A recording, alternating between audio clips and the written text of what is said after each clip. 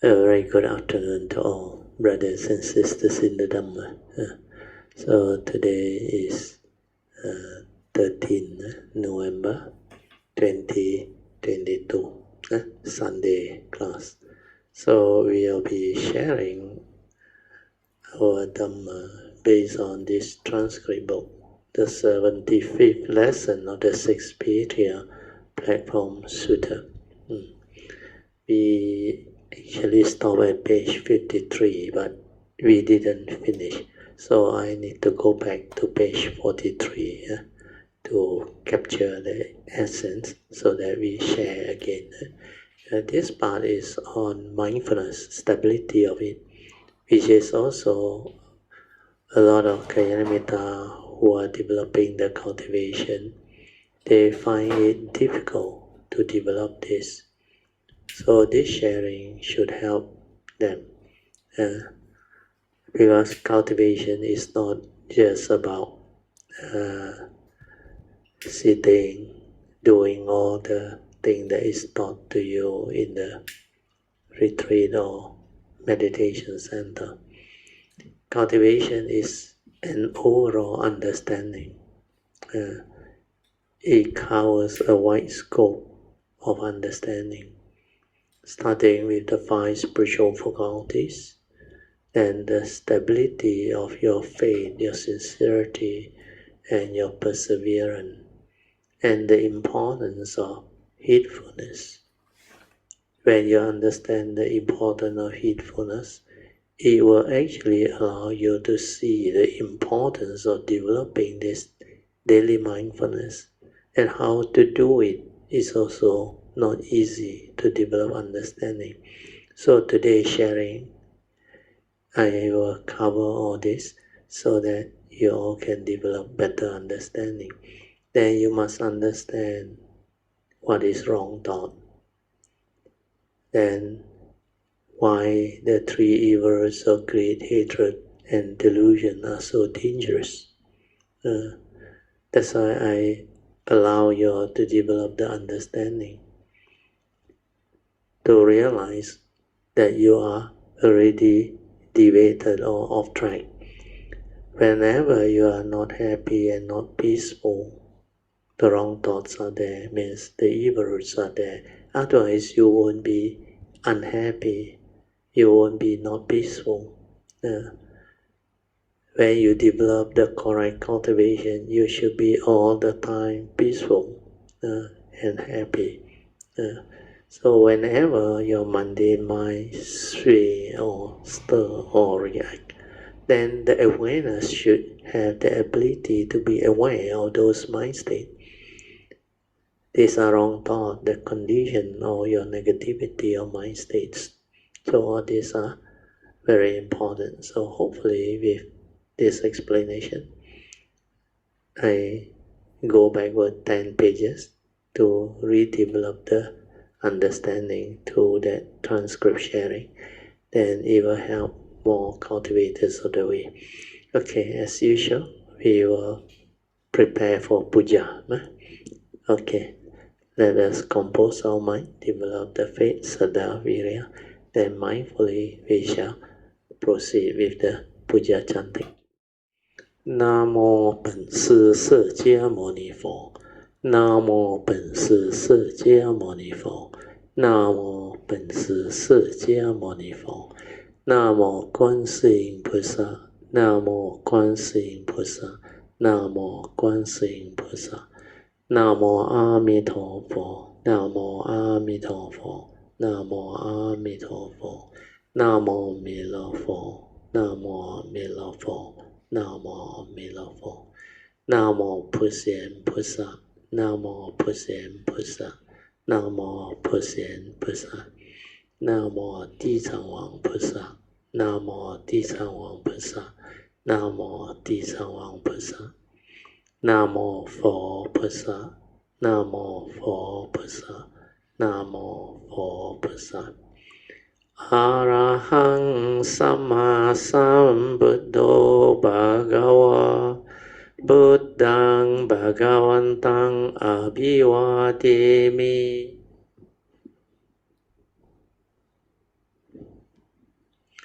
สวากาโตภะคะวะตาธัมโมธัมมังนัมมัสสามิสุปฏิปันโนภะคะวะโตสาวกสังโฆสังฆังนามามินะโมตัสสะภะคะวะโตอะระหะโตสัมมาสัมพุทธัสสะนะโมตัสสะภะคะวะโตอะระหะโตสัมมาสัมพุทธัสสะนะโมตัสสะภะคะวะโตอะระหะโตสัมมาสัมพุทธัสสะบุตตังสรณังกัจฉามิธัมมังสรณังกัจฉามิสังฆังสรณังกัจฉามิดุติยมปิบุตตังสรณังกัจฉามิดุติยมปิธัมมังสรณังกัจฉามิดุติยมปิสังฆังสรณังกัจฉามิตติยมปิบุตตังสรณังกัจฉามิตติยมปิธัมมังสรณังกัจฉามิตติยมปิสังฆังสรณังกัจฉามิปานาติปาตาเวรมณีสิกขาปดังสมาธิยามิอาดีนาดานาเวรมณีสิกขาปดังสมาธิยามิกาเมสุมิจฉาจาราเวรมณีสิกขาปดังสมาธิยามิมุสาวาดาเวรมณีสิกขาปดังสมาธิยามิสุราเมรยามจจาปมาดัตตานะเวรมณีสิกขาปดังสมาธิยามิสาธุสาธุสาธุ Okay, let us pay respect to Pajama. Padang Pujemi.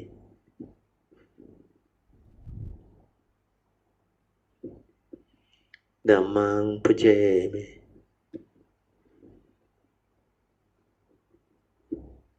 Sanghang Pujemi. We'll do the invocation to the Devas. Invocation to the Devas. In this universe, in their entirety, let the deities or Devas come here. Let them hear the good teachings of the King of Sages, which gives heaven and release, Nibbana. This is the time to listen to the teaching. This is the time to listen to the teaching. This is the time to listen to the teaching.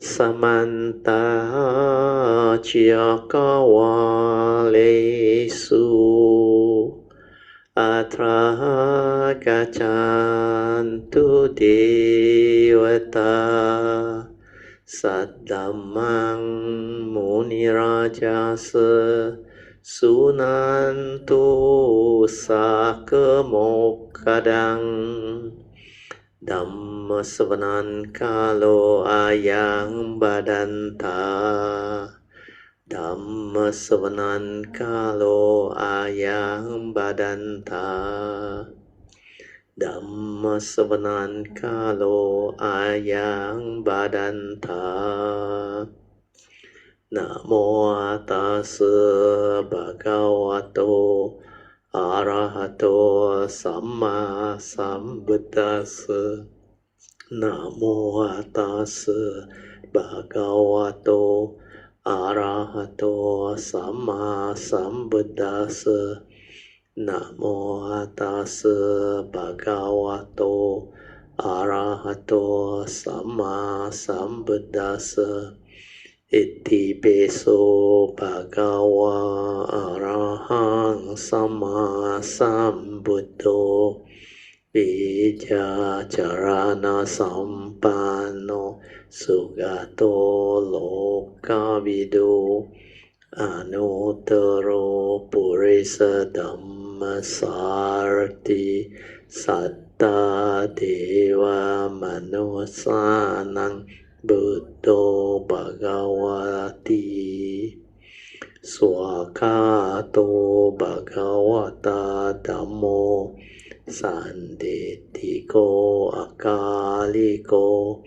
ehipaseko panayiko pajatang veditambo venohiti supatipano bhagavato saokasanggo Ujupatipano bhagavato saokasanggo Yayapatipano bhagavato saokasanggo Samijipatipano bhagavato saokasanggo Yadidang chatari purisa yugani Atta purisa pugala Esa bhagavato saokasanggo Ahuneyo pahuneyo Dakineyo anjali karaniyo Anuttarang punyang ketang lokasati Sadhu Sadhu, sadhu. Okay, you all can be seated. Now we will continue from where we stopped. We go backward to page 43, the last paragraph. This is teaching cultivators of the way, especially those who find it difficult to sustain the progress or develop the understanding. You listen attentively, what we share on this. What I would like to do is maybe we modify this a bit as I share. If you all have any part you want to add something or clarify something, you can just come in through the mic. Then we can discuss it. Otherwise, I just continue to share. Then I may not know you all can actually follow or not. For those who find it difficult to follow, you let me know. Then you need more elaboration on what we can go through it. Okay. So now I'll start. Last paragraph, page 43 of this book, the 75th lesson of the 6th Patriarch Platform Sutra. For the Mahayana practitioner, almost every day they are chanting, mindful and aware of what they do, means chanting the Buddha's name, the great being's name, and you realize their routine. They are actually doing all this to develop the spiritual faculty. That's how I put here. That's how they develop their stability of the spiritual faculty of sati and saddha. Because when you have faith in a great being like Amitabha Buddha, Kuan Yin Bodhisattva, or whatever great being, when you chant with the faith, your saddha will be very strong. Then when you chant it very often, it like become repetitive, because you are training your awareness. You chant until no one is chanting, until the awareness and the chanting become one. It's just that movement, the awareness just follow the forehand or the mantras or the great being's name. That's how they develop their stability of mindfulness and faith, saddha. So they also have their morning chanting, their evening chanting, sometimes full moon chanting and new moon chanting. That's why Mahayana do a lot of chanting. Then as they do the chanting, they also walk around for all those things. They do it mindfully. And they also have the various other type of chanting, like the Chan Qi, or what they call the 7-day meditation chanting, or the 10-day meditation chanting. Then sometimes they also have the 9 days and the 30 days. It depends. So they continuously develop their spiritual faculties of Saddha, Virya, Sati, Samadhi, and Panya. Just like what we all Theravada practitioner did. Then at that time, I think they also have a Kuan Yin retreat in Cameron Island. They also did the same thing. They follow the routine. And because of this continuous cultivation or chanting, that's the reason why some of you, like Sister Adeline, her mindfulness just arise because she did it continuously. So hope this can develop understanding. She also tried to stabilize her sati before she went for the retreat while at Rayong, Thailand. She could do it because she was very determined at that time. And she also has the faith and the virya.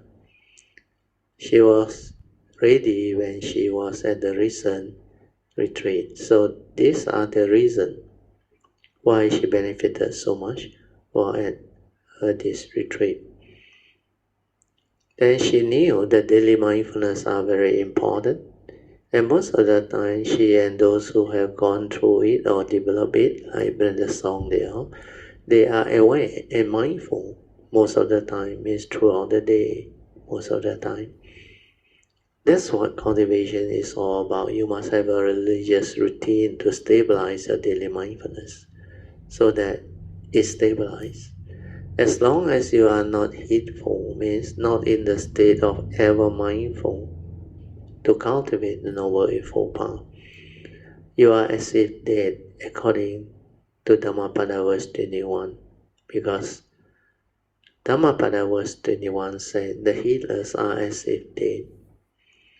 That's why you must train your mind until they are ever mindful most of the time, so that you are heedful in the midst of life. Otherwise, you are as if dead. The heedlessness or the heedless are as if dead. So this training is not difficult when you understand. When you understand, you just do. Develop the sincerity, persevere, and just do. Then don't try to know. Don't worry about progress or right or wrong. Just do. Every time the thought wants to know, you should inquire, am I doing it right? Who is trying to be right? The thought is trying to be right. It is too eager to know, to progress. Do you understand? Then the ego manifests without you knowing. We are saying, hey, I have got it ready. Especially so if I were to tell you your meditation reporting is good. Please continue your practice. Then your thought will tell you, Brother Teo say I'm doing it right. Then you become complacent. So complacency is a dangerous mind factor. You think you have got it, and then you stop or slow down your cultivation. The real meditation is not about doing it right or wrong.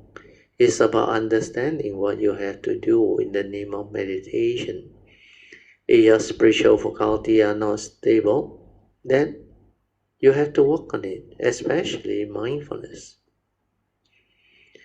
Cultivating saddha or faith and virya are relatively easier. But sati, you must develop it throughout the day, as per my earlier advice. A good daily religious routine is very important. Before you sleep, meditate. Silence your mind and relax. When you go to sleep, be mindful. silent and meditate until you sleep. Then the most important one is the next morning. The moment you wake up, be aware of your posture. Then be mindful of everything you do. Then pay respect to Triple Jam. Do your meditation again. If you need to wash up, brush your teeth, etc., do it mindfully.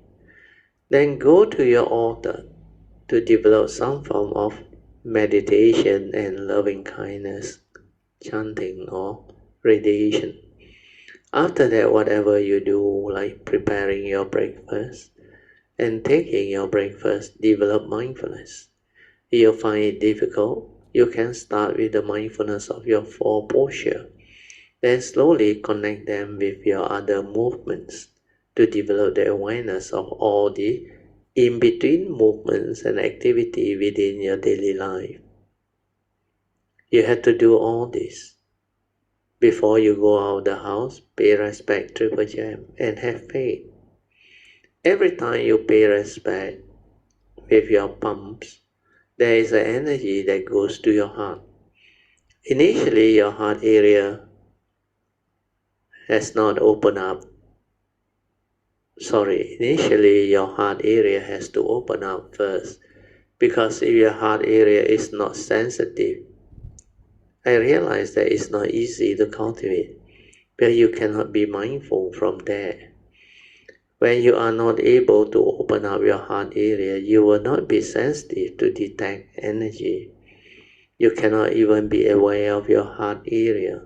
So you tend to use your brain and your thoughts more.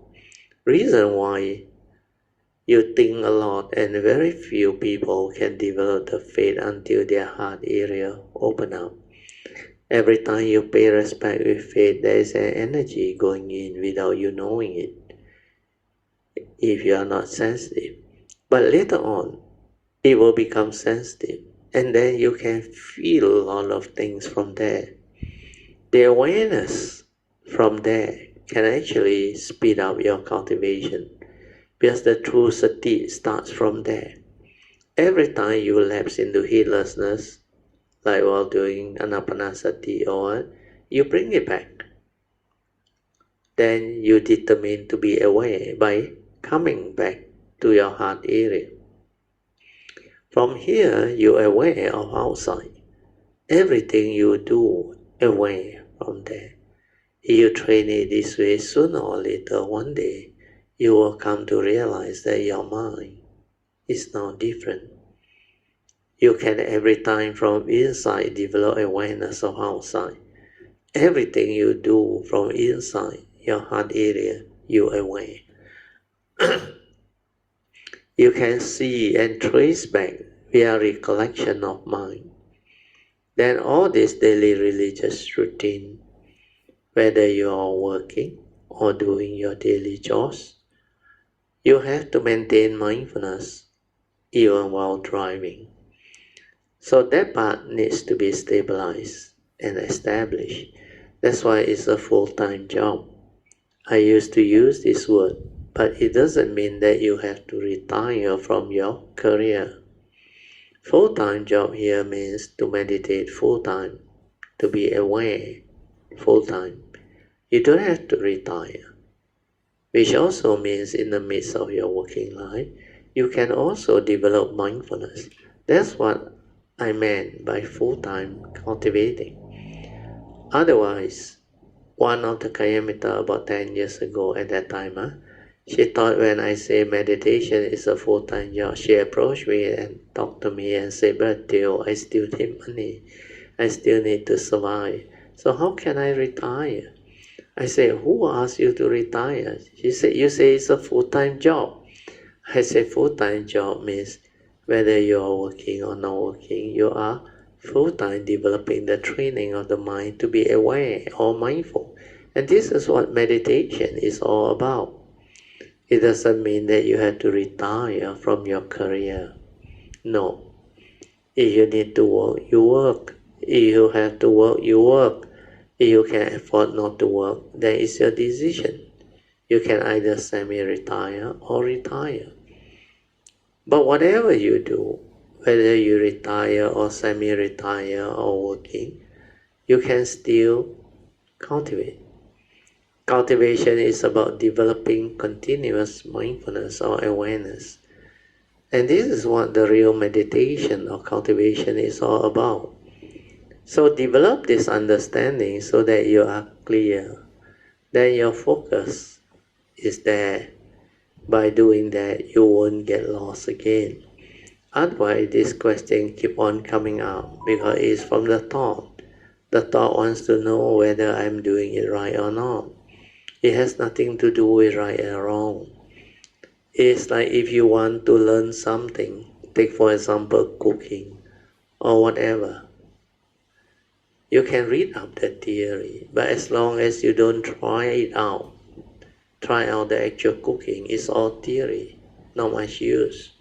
Do you understand? If once a while you cook, then you ask people to try to taste it, and you ask them, does it taste good? If they say yes, then you know you have done it already. Then you become complacent. And then you write down the formula. Through knowledge, to remember how you do it. That is not a skillful cook. A skillful cook doesn't need anything. That manual only serves as a guide initially, and he knows that all those things that are mentioned in the book are based on the assumption, because all these are just guidelines. It is not rigid, and ultimately because everywhere the source of those ingredients are different. The cucumber, the onion, the vegetables you buy, the oil you use, all these ingredients may come from different places, and they are bound to be different. Do you understand? And the way you understand the instruction is also very important. That's why everybody will cook it differently. But if you are a skillful cook, you don't need to rely on the manual. You smell, you see, then you will know how to start the cooking already. You will know how to buy the ingredient and try it out. Then after a while, they will understand how much salt to put, or depending on where you get the vegetable, etc., then how to cook, depend on your skill. That is the understanding part. You don't become rigid. You don't become knowledge-based or thought-based. Otherwise, you may go and argue with others. We are saying, the manual say cook like this. Why you go and put so much of this and that? Even though the same brand, sometimes the quality may not be the same. Do you understand? That's why you may buy from different batches. Sorry, I read again. That's why you may buy from different batches, the different types of products. But for the person who cooks, the moment he smells them, he will know. He will understand already. This is not the one they used to have. That's why your skill and your understanding will make the difference. So when you have all this understanding, you are not gullible. You don't look for knowledge from others or the books. Instead, you observe and you develop the understanding. Then you try it out. The trying it out is very important. You must do it until it becomes a part of you, until you become very skillful, until you don't need anything to guide you anymore. It's like the object of meditation. Initially, it's a skillful means to assist you to train your mind, to anchor your mind. After that, if you still use it, you cannot progress. That's why all these objects of meditation later on, you must relinquish them. Even the chanting, you have to relinquish it, so that the awareness within is always there. That's why there is no one to chant. The awareness is with the chanting as one. Nobody behind. It is the same for anapanasati. You develop it until the very subtle breathing also ceases. Then no need to do already because your mind already enters sati. During that time, whatever you see, you are in sati. Whatever you smell, taste, and tactily feel, you are in sati. So that mind is very different. You must have the stability of mindfulness to have that ability. Otherwise, you cannot understand what those cultivators are trying to share with you. I realize most of you have not really understood that part. That's the reason why you all keep on getting caught in the vicious cycle, trapped inside there due to your old habitual thinking. You all are most of the time too eager to know. Do you understand? That was what happened to Sister Pamasuri last time. But now I think she is really different. She no longer has that problem. Too eager to progress may also be a problem because it's like one becomes very anxious. One wants to have the progress, but it doesn't come for. That inside will say, wow, I tried so hard, I did so much, but still not there yet. To awaken, you cannot have this type of craving inside your mind. Do you understand? The thought that has the desire to progress, to be awakened, is a craving. So it cannot happen because to awaken, the appropriate condition has to unfold. That's why you just do diligently, sincerely with faith, and don't try to know. Then when all the causes and conditions are there or in place, all of a sudden you will understand. Then when your daily mindfulness is firmly established, you will see a lot of things that you have never seen before. You will see your subtle mental intention clearly. You can also see how your sankhara arise and pass away. How upon contact, feeling arise, the condition craving. If there is no uniso manasikara or wise attention at the moment of sense experience, you can be with the moment of feeling, moment of attention or perception, moment of sankhara activity, etc. After that, no need to do anything. It's just like that all the time. Then the whole TV program and the phenomenal world, your awareness will just flow with it. Everything is just a flow. It's either a specific phenomenal awareness, flow. Oh, sorry, I read again. Everything is just a flow, huh? Mainly specific phenomenal awareness. That's why you can see the physical flow, the mental flow, and nature's flow. Everything is just a flow in that state of awareness. Most of the time it is in the specific phenomenal awareness. Then once a while it is in the spacious awareness without a center. Your mind is just like that. That's why it has no dwelling. No dwelling means it doesn't anchor anywhere.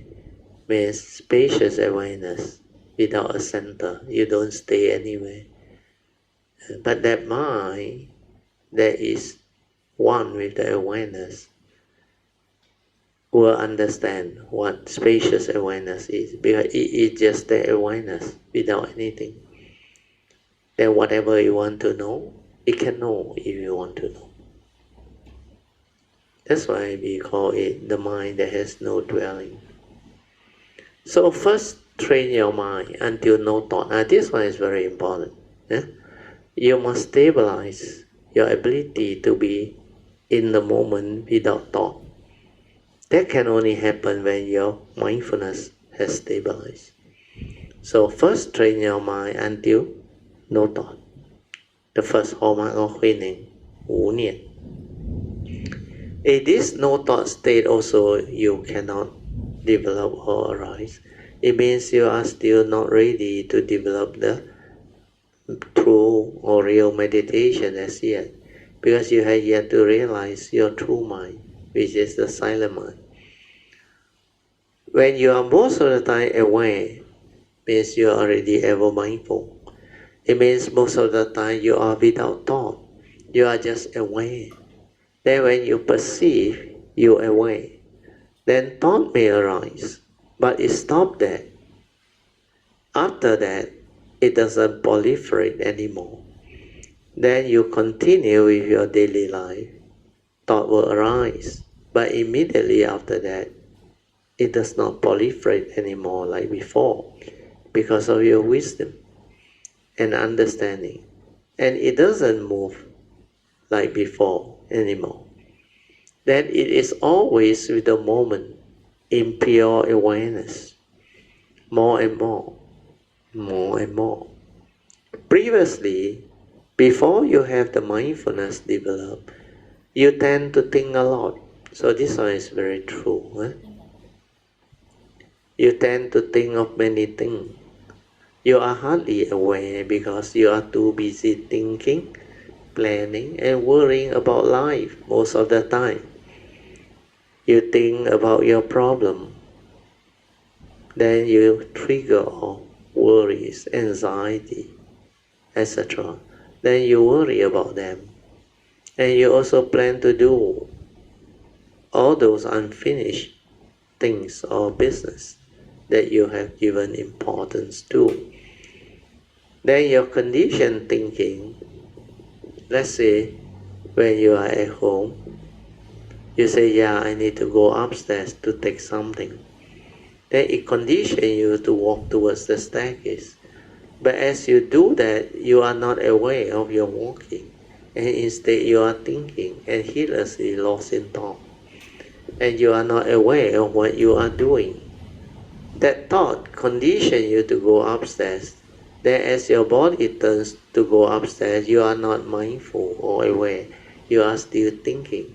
And when you reach the staircase, your thought asks, why am I here? Then you recall, oh, I am supposed to do something. That's why I am here. You are not mindful. When you are mindful, all these things cannot happen because you are with the moment. But when your thoughts are ahead of your action and activity, that's how you become heedless and you think a lot. And the thought is ever proliferating ahead of our action, and you are hardly aware because you are not mindful. Hence you think a lot. Human beings' problem is they are too busy thinking, planning, and worrying about life. So much so they are never with the moment to truly live life, to be aware of what is happening within the moment. That's why I always advise, whatever you need to do, write it down, so that you don't have to use so much of your memory, so that you don't have to retrieve it through the memory via your thinking. Just write it down, very simple. Then the mind doesn't have to worry about it because it is all already written down and you won't forget. Do you understand? What are the things you need to do? You just write it down. Then it saves you a lot of memory because no need to remember anything. Then when your brain doesn't register, it means your brain has space. Like this table. If you don't have anything on the table, or like this altar, the last time I commented, it was very crowded with the offerings and fruits and all those things. Until you cannot move around, there is no space at all.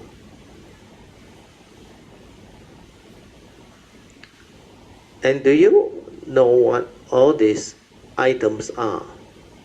The analogy is, these are equivalent to your rites and rituals, your belief system, your pantang, and your superstition, etc., where they limit your movement, your freedom. They tie you to your conditioning. Just like those pantang that your mother might have told you or said to you, you cannot do this, you cannot do that.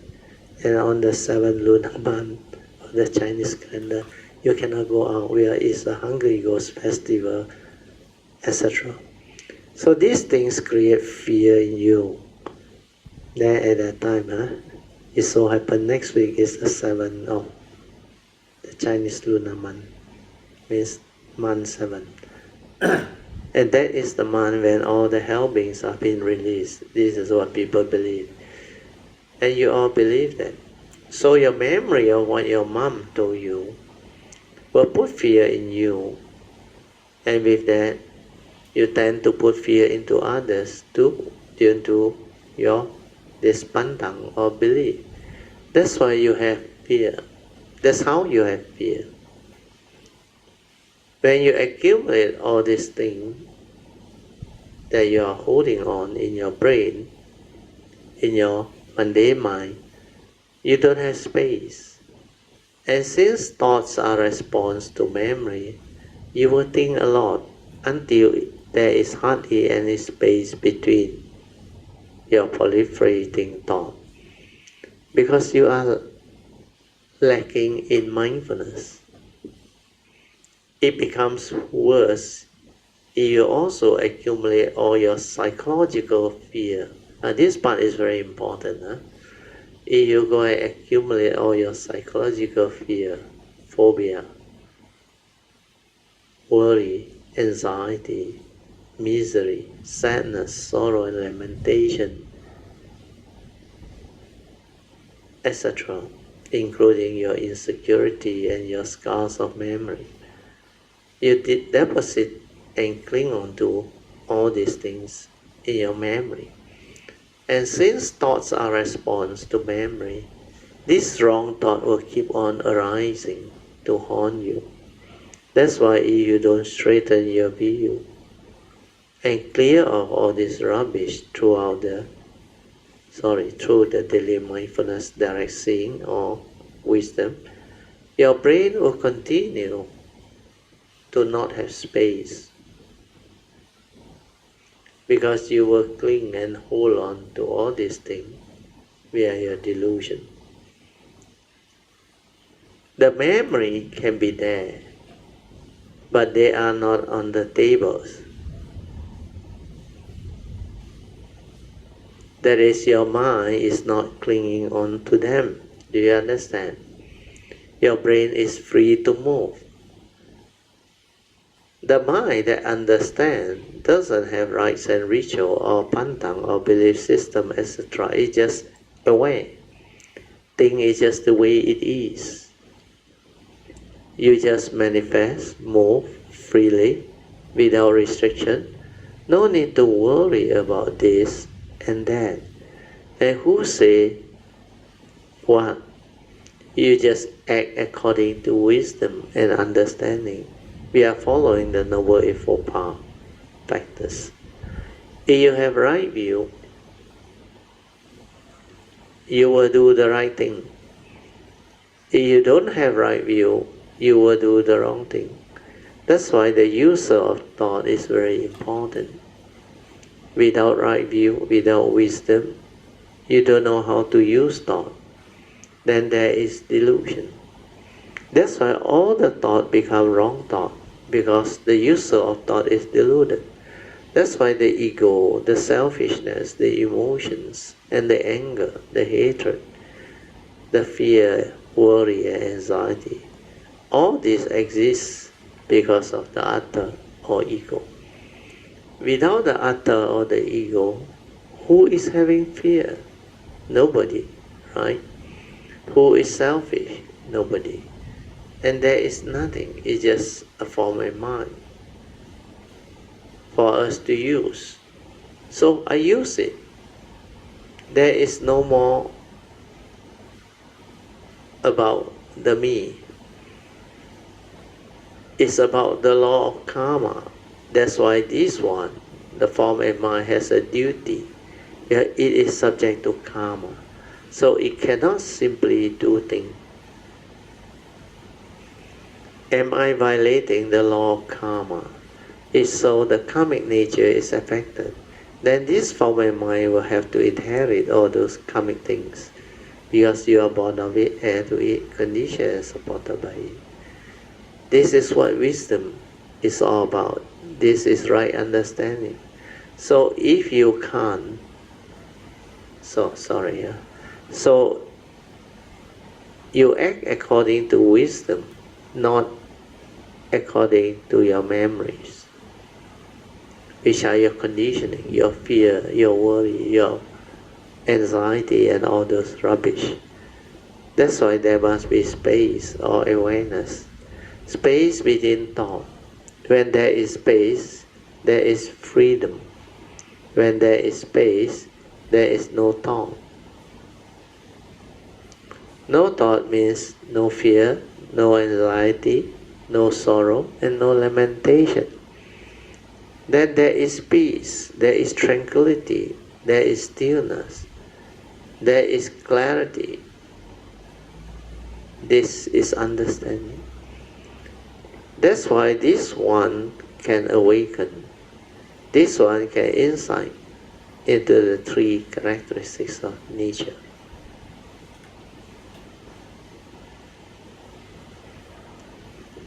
I have just sent out the transcript done by my daughter, Sui, for our last Thursday class sharing.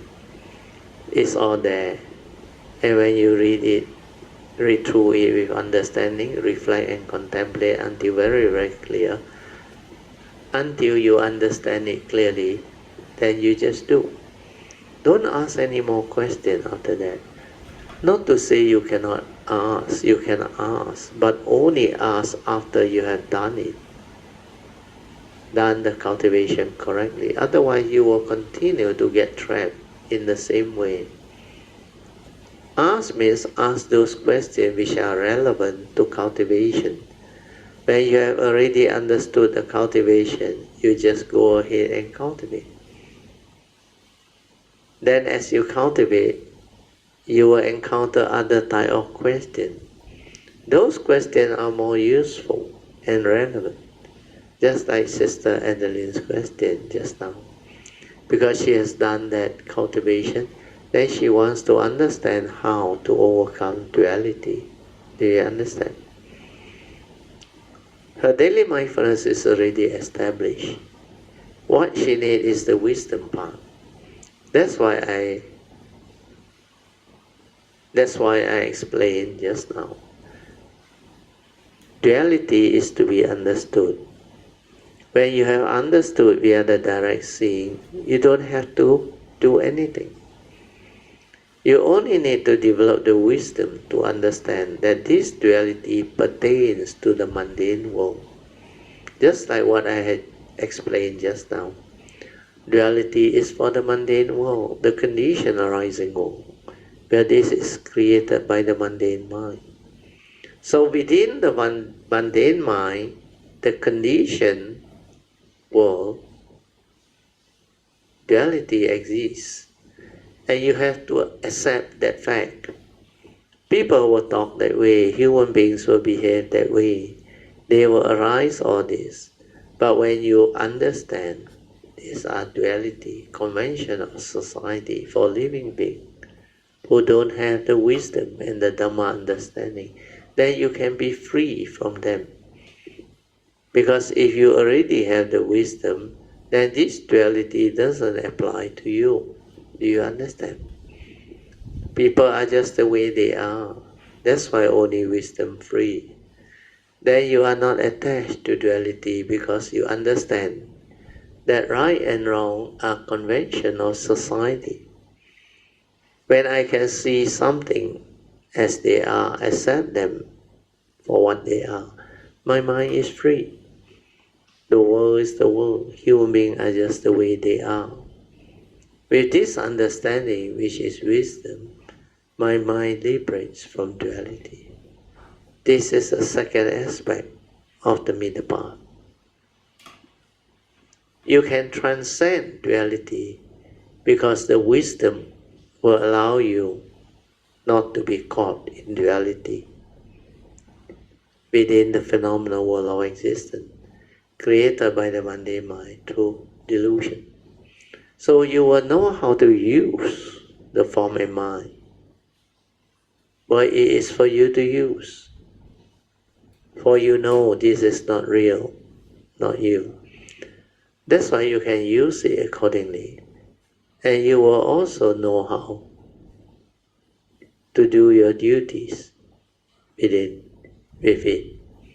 This is what enlightenment is all about. That's why when you cultivate correctly, you will come to understand this part which most of them haven't understood yet. That's why you can ask this question, this type of question, which is the correct question. But if you don't have the initial cultivation of the daily mindfulness, you cannot ask this type of question. Because you haven't reached the cultivation to ask this question. That's why it is the same for Sister Ingbi. When reading my earlier outline short note, she can ask regarding the Noble Eightfold Path, concerning the mundane cultivation, leading to the realization of the supramundane. That's why they can ask those types of questions. And both of them are doing the daily mindfulness.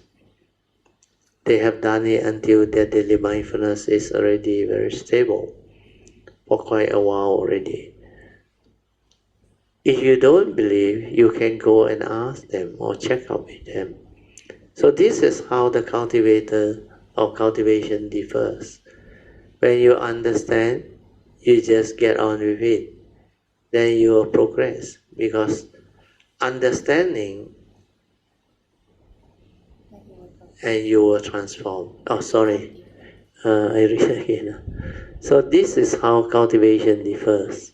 When you understand, you just work on it. Then you will progress, become different, and you will transform. But when you don't understand, you will continuously entangle yourself within the same cocoon of non-understanding, because you cannot break free.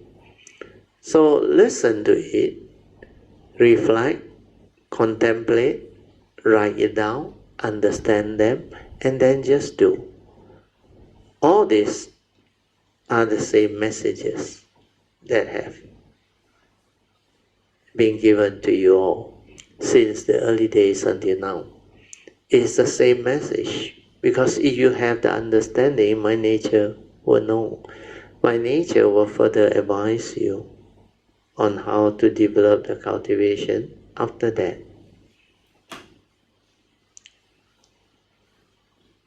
So work on the daily mindfulness. Get it right. Then after that, you will ask different questions. After that, you will come and thank me for what I have advised you. That daily mindfulness, once stabilized, you will become completely different. Your knowledge is all gone, because you now can see different things. Your mindfulness will allow you to see a lot of things, because your mind has become very sensitive, fully aware. Then all of the mental intention, everything else, starts to slow down. Your thought process, your sankhara activity too will slow down. Otherwise you cannot progress. What is progress? The paticca samuppada, or dependent originations, first tooling of avijja paccaya sankhara. What is avijja? Avijja is ignorant. What is ignorant? Not understanding the truth, isn't it? So dependent on ignorance, what arises? Sankhara. What is sankhara? Yes, mental activity. You think a lot because you don't understand. So one thing to know, one thing to experience, you think. That's why as long as this avijja link is not weakened, you cannot be mindful in the midst of life. Do you understand? That's why you need to straighten your view. First, is through pariyati, means understanding the teaching, so that you know what memory is, what the psychological memory is, what are the things that you accumulate. That cause you, what are the things that you accumulate that cause you to have this heedless thinking. Then the essential Dhamma, which I have explained to you before, because you lack 5 spiritual faculty, the 5 mental hindrances keep on arising to stir your mind and make you heedless. That's why Sankara,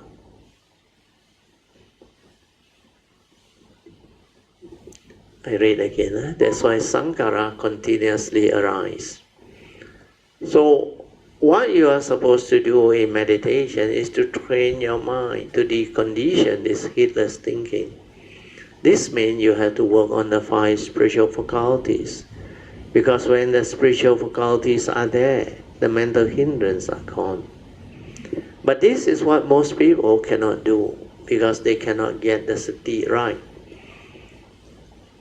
They can get saddha and virya right, but for sati, they cannot get it right. So they need to work on sati.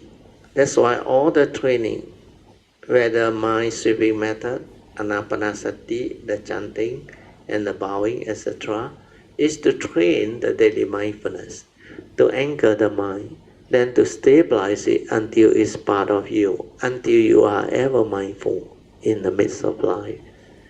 That part you all have not done, most of you all have not done. That's why you cannot understand. You all have to do that. Once that one is done, your views will all change, because you can see things very clearly. Now, you can put the Dhamma to test. Dhammapada verse 1 and 2 will stand up to investigation very clearly. So I have to avoid Dhammapada verse 1 and be heedful to follow Dhammapada verse 2. Then I have to arise a 4 effort to purify. Otherwise, your evil roots of greed, hatred, and delusion, conditioning, wrong thought, wrong speech, wrong action will continue to arise. That's why you must have the right effort to abandon, to prevent it from arising. When you are not mindful, you cannot prevent it from arising. It's only when you have understood what the evil roots are, what is greed, what is hatred, and what is delusion, and understand all this very clearly, then your daily mindfulness, then in your daily mindfulness, you can see them.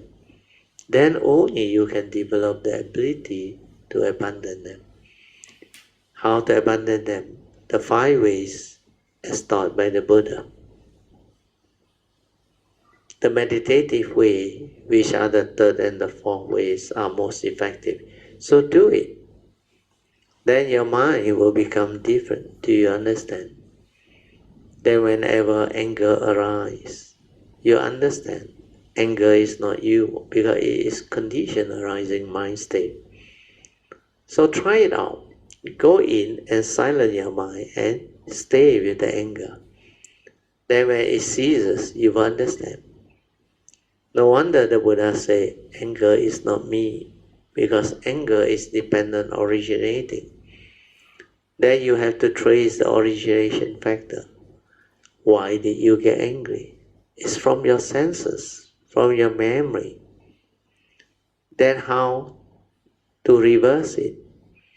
You have to have the right view, part of the direct seeing things as they are. What does it mean? Can you accept them for what they are? Then the next thing you see, then the next time you see people whom you don't like, your mind didn't stir anymore. Do you understand? This is how you straighten your view. When you have less and less of this mental hindrance, your brain will not stir like before. You become more and more calm, more and more peaceful. Then you will have more and more clarity, less and less of this wrong thought, sankara activity. That's how you improve and progress. When your daily mindfulness improves and stabilizes, your thought will become less. Avijja pacha sankara link is weakened or attenuated. That's how you progress. Not by asking questions like, am I doing it right or wrong? If I am equally gullible like those other teachers who don't have the awakening, then I also may, like some of them, comment by saying that you have done well, then you will also become gullible. Do you understand? Sometimes you will also quote your teacher saying that you already have reached such and such a level of jhana or level of insight called jnana, and you have already done well up to this jnana or level already. Please forget about all this rubbish. Do you understand? Are you really living the life of a noble one with the embodiment of the noble eightfold path factors? If you still don't have any of those noble eightfold paths factor, it means you are still far away in your cultivation. You cannot even maintain your right thought, right speech, right action, and the right livelihood in the midst of life. You cannot even develop the stability of mindfulness to cultivate the four foundations of mindfulness in the midst of life, which means you are nowhere near to the enlightenment as taught by the Buddha. Without all this, your enlightenment factors cannot come about. These 7 factors of enlightenment, the main one, will keep arising if you have done it correctly. If you are not mindful, which means you still don't have sati, the stability of it, then you obviously cannot investigate Dhamma. Do you understand? When you cannot investigate Dhamma, you cannot have virya to drive you, because it doesn't stand up to investigation, and you cannot understand. But when you have sati, first factors of enlightenment, to investigate into Dhamma, means Dhamma Vichaya, which is the second factors of enlightenment, and it stand up to investigation, then you will come to realize that the Buddha's teaching is so beautiful. Then your virya, which is the third factor of enlightenment, will arise. That's how the spiritual faculty can bring about the 7 factors of enlightenment, starting with sati, then Dhamma Vichaya. Then after that, your faith strengthened. Then virya arise. And when there is virya, you will continue to cultivate diligently. Then piti, the 4th enlightenment factors, will arise. Then when piti arises, if you continue to relax and silent, passaddhi, the 5th enlightenment factor, will arise. Of course, you may also go through sukhang, blissfulness of mind. Passaddhi is the silent mind, which you must develop, the stability of mind, the silent or meditative mind, the true mind. Then with passaddhi developed, you will experience the tranquility and stillness of mind leading to the realization of the true mind. Then when it's connected, your whole understanding becomes different. After that, you can stabilize that passaddhi until it becomes samadhi, the 6th enlightenment factor. Until this mind is unwavering and collected, then in the midst of life, all the moments of seeing, at the moment of seeing, hearing, taste, smell, and tactile, and thought process, whatever that arises through your sense thought consciousness, this samadhi will prevent it from stirring and reacting. That's why it can stay there, observe, see things as they are, the reality of what is. there are no words, then it just understand. So one day, when you have contemplated and reflected enough, your stability of this second turning wisdom is already established, then you will awaken. Then suddenly you will be able to insight into phenomena. The three universal characteristics of anicca, dukkha, and anatta will suddenly be very clear to you. Everything in this conditioned world, every phenomena, may it physical, mental, or nature's phenomena, they all exhibit these three universal characteristics. Then you start to see very clearly that every phenomena is also like that. Everything is also like that, both within and without. That's how you awaken. Therefore you can, I read again. Otherwise, you cannot understand. This type of understanding is very important, which means from that understanding of what meditation is, you just work on it. Just do and don't try to know. Okay?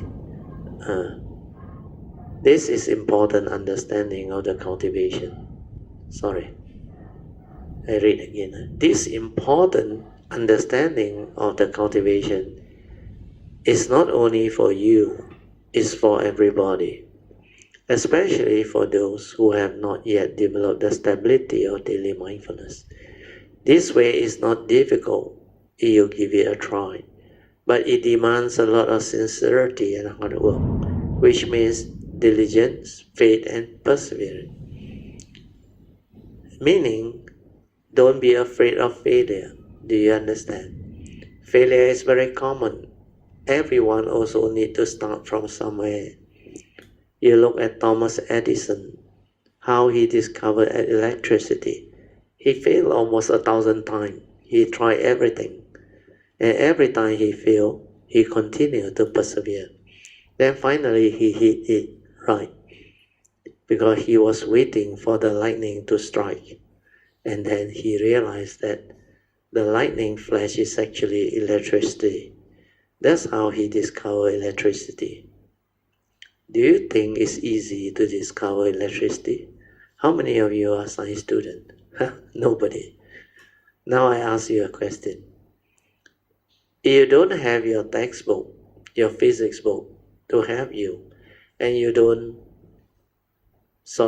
have to go by first principle to find out for yourself such thing as electricity. To generate electricity,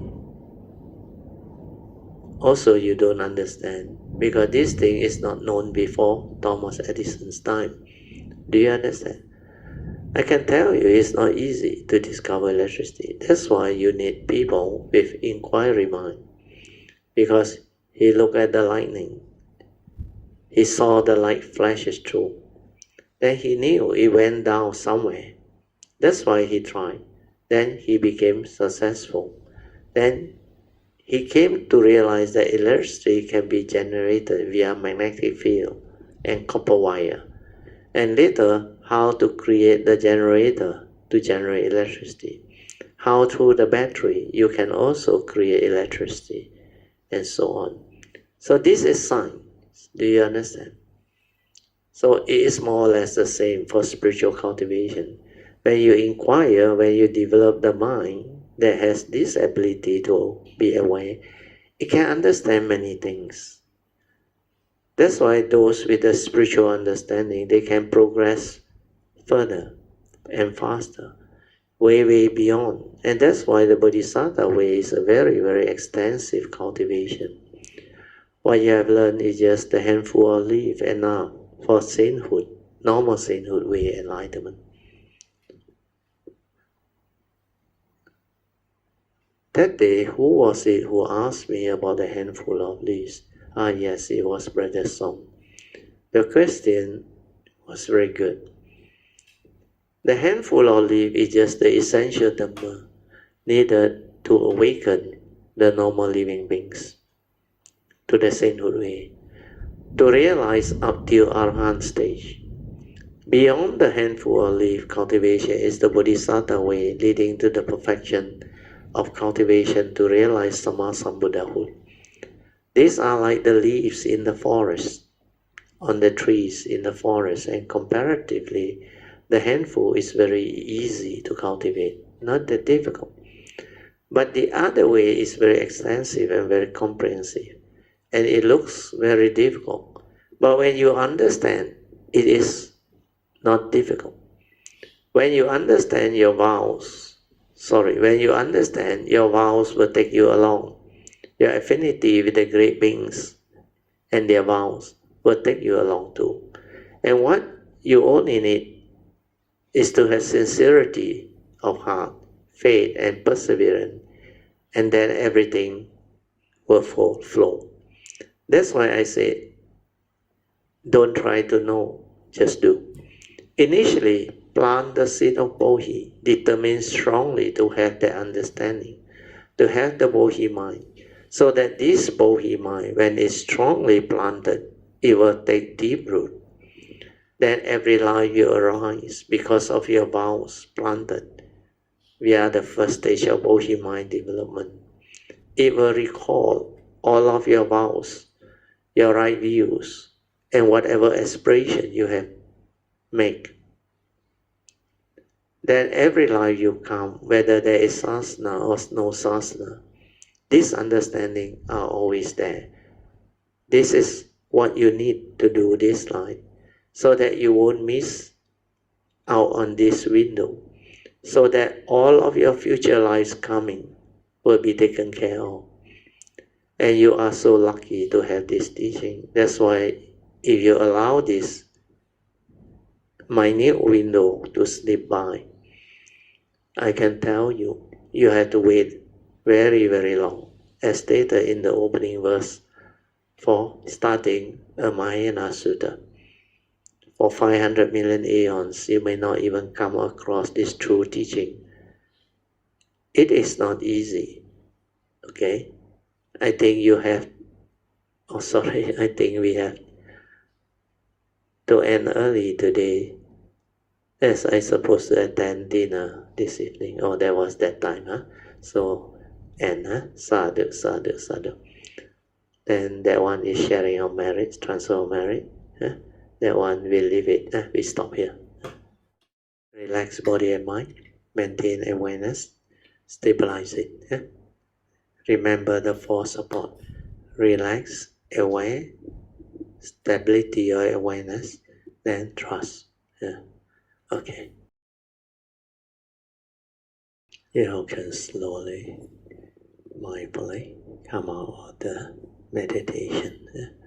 Try to maintain whatever mind state that you have developed. The inner peace, inner calmness, and inner awareness. Make use of this mind state. These are meditative mind state that you have trained to live life, to develop the stability of daily mindfulness, so that you are heedful in the midst of life. Okay, now we will continue our second session, which is meditation reporting, followed by whatever question you may have, or any Dhamma sharing based on one's experience, Dhamma in daily life, so that other people can learn. Amitabha, Brother Dio, Mrs. Dio, and all Yes. Kayamitas. And thank you to Sister Lee for nominating me. Actually, Brother Dio, that day what I wanted to share was because of the Brother Chin Hao question about the Anapanasati, right? Yes, So yes. after I shared on the Anapanasati, Yeah, right? that was very good. What you Yes, shared was very good, because yeah, you can yeah, recall how you did it. Then you advise Chin how a lot of things. One of them is the anapanasati will finally take you to your heartbeat. It will go down there. correct, So correct. that was very good. Yeah. Yes, that that was a very, very, how to say, interesting sharing, because when very I shared important that, right? sharing. Yeah, when I shared that, right? After finish sharing the next day, I wanted to recall what I shared. Actually, I couldn't You remember cannot, what I shared. you cannot, I you cannot, cannot. cannot. And then after that, I said, "Wow, luckily it's recorded." So I said, "I Yeah, will listen. sadhu. I will listen to Very it." good. So when I listened to it again, I said, "Oh, this is what I shared." But Yeah. then I also realized that Uh, the voice was a lot weaker and softer. So I asked Brother Jin, "How what happened? How come the recording so poor?" Then he told me, I don't know whether he got say anything to anybody, but anyway, he uh, I messaged him and he messaged me uh, back lah. uh, Then uh, he said the connection between the laptop and I cannot remember what he said, but anyway, he said there was some technical issue lah. no Then wonder. he fixed it back. Actually, there's no voice from my side, at all, Oh, zero, oh. totally no But he can hear you. voice. So if he has the recording in the computer, No, he used the the second voice one, yeah. recorder. He used the Our voice voice recorder. recorder, yeah, to Yeah, retrieve it. Yeah, to retrieve, and then he just patch back lah. He do the yeah, patching yeah, back yeah, and yeah. things like that. That So was helpful. I Yeah, said, fortunately, that was available. If not, yeah. totally cannot hear at all. It's zero, Oh, that's why we zero need the cannot hear. recorder. My part, totally no voice, no sound, Oh, no that's sound why at we all. need the recorder. Yeah, luckily. Yeah, so he got this backup Yeah, yeah. recorder, Sadhu, Wow, sadhu. then I Very said, good. wow, sadhu to him, man. It's meant to be also, Yeah, lah. yeah, yeah, yeah. I also can listen again. What did I say? Yeah, yeah, yeah. You know, And when you yeah, listen again, you yeah, yourself also will be very surprised. How come that time all this understanding is because you already have it when you yeah. experience it the earlier one. Correct. And this one no Yes, need memory on. When there is yes, yes. condition, you will speak one direct from your nature. It will come out one. Uh, Yes, yes. I this think one is that's very what it amazing. comes from nature. It's not that I'm the one talking, It's Yeah, because yeah, when yeah, yeah, yeah. I want to know what did I say, I totally cannot know what I say, Definitely, where it's not from Yeah, memory on. yeah. It's That not one from just memory. So come out from that nature. yes, yes. That's what I Uh, was saying. It was so uh. beautiful, When I Mm. listened again, Yeah, yeah, yeah. I was so The amazed flow in that is sense. very different from that Yes, nature one. That's why yes, you were very excited, I remember. yes, yes, You very eager to share that part because you know it was beautiful and it's yes, going yes. to help a lot of It's people. also not from me, Brother Teo. It's also Yeah, not yeah, from me, yeah. that it's from the nature that shared. And then when I want to recall, I also cannot remember Cannot, what did I cannot. say, Yeah, Yeah.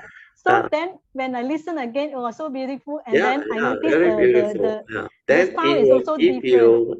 it will give you the condition to recall what you Yes, experienced in the past. yes, That's yes, why last time I went through also same. At first I wanted to make a note, write it down. Then I later on realized no need. Got condition means it will be there, no condition, just let things be. Then that thing inside, the moment that nature understand through the direct seeing and the awakening, it's always there one. No?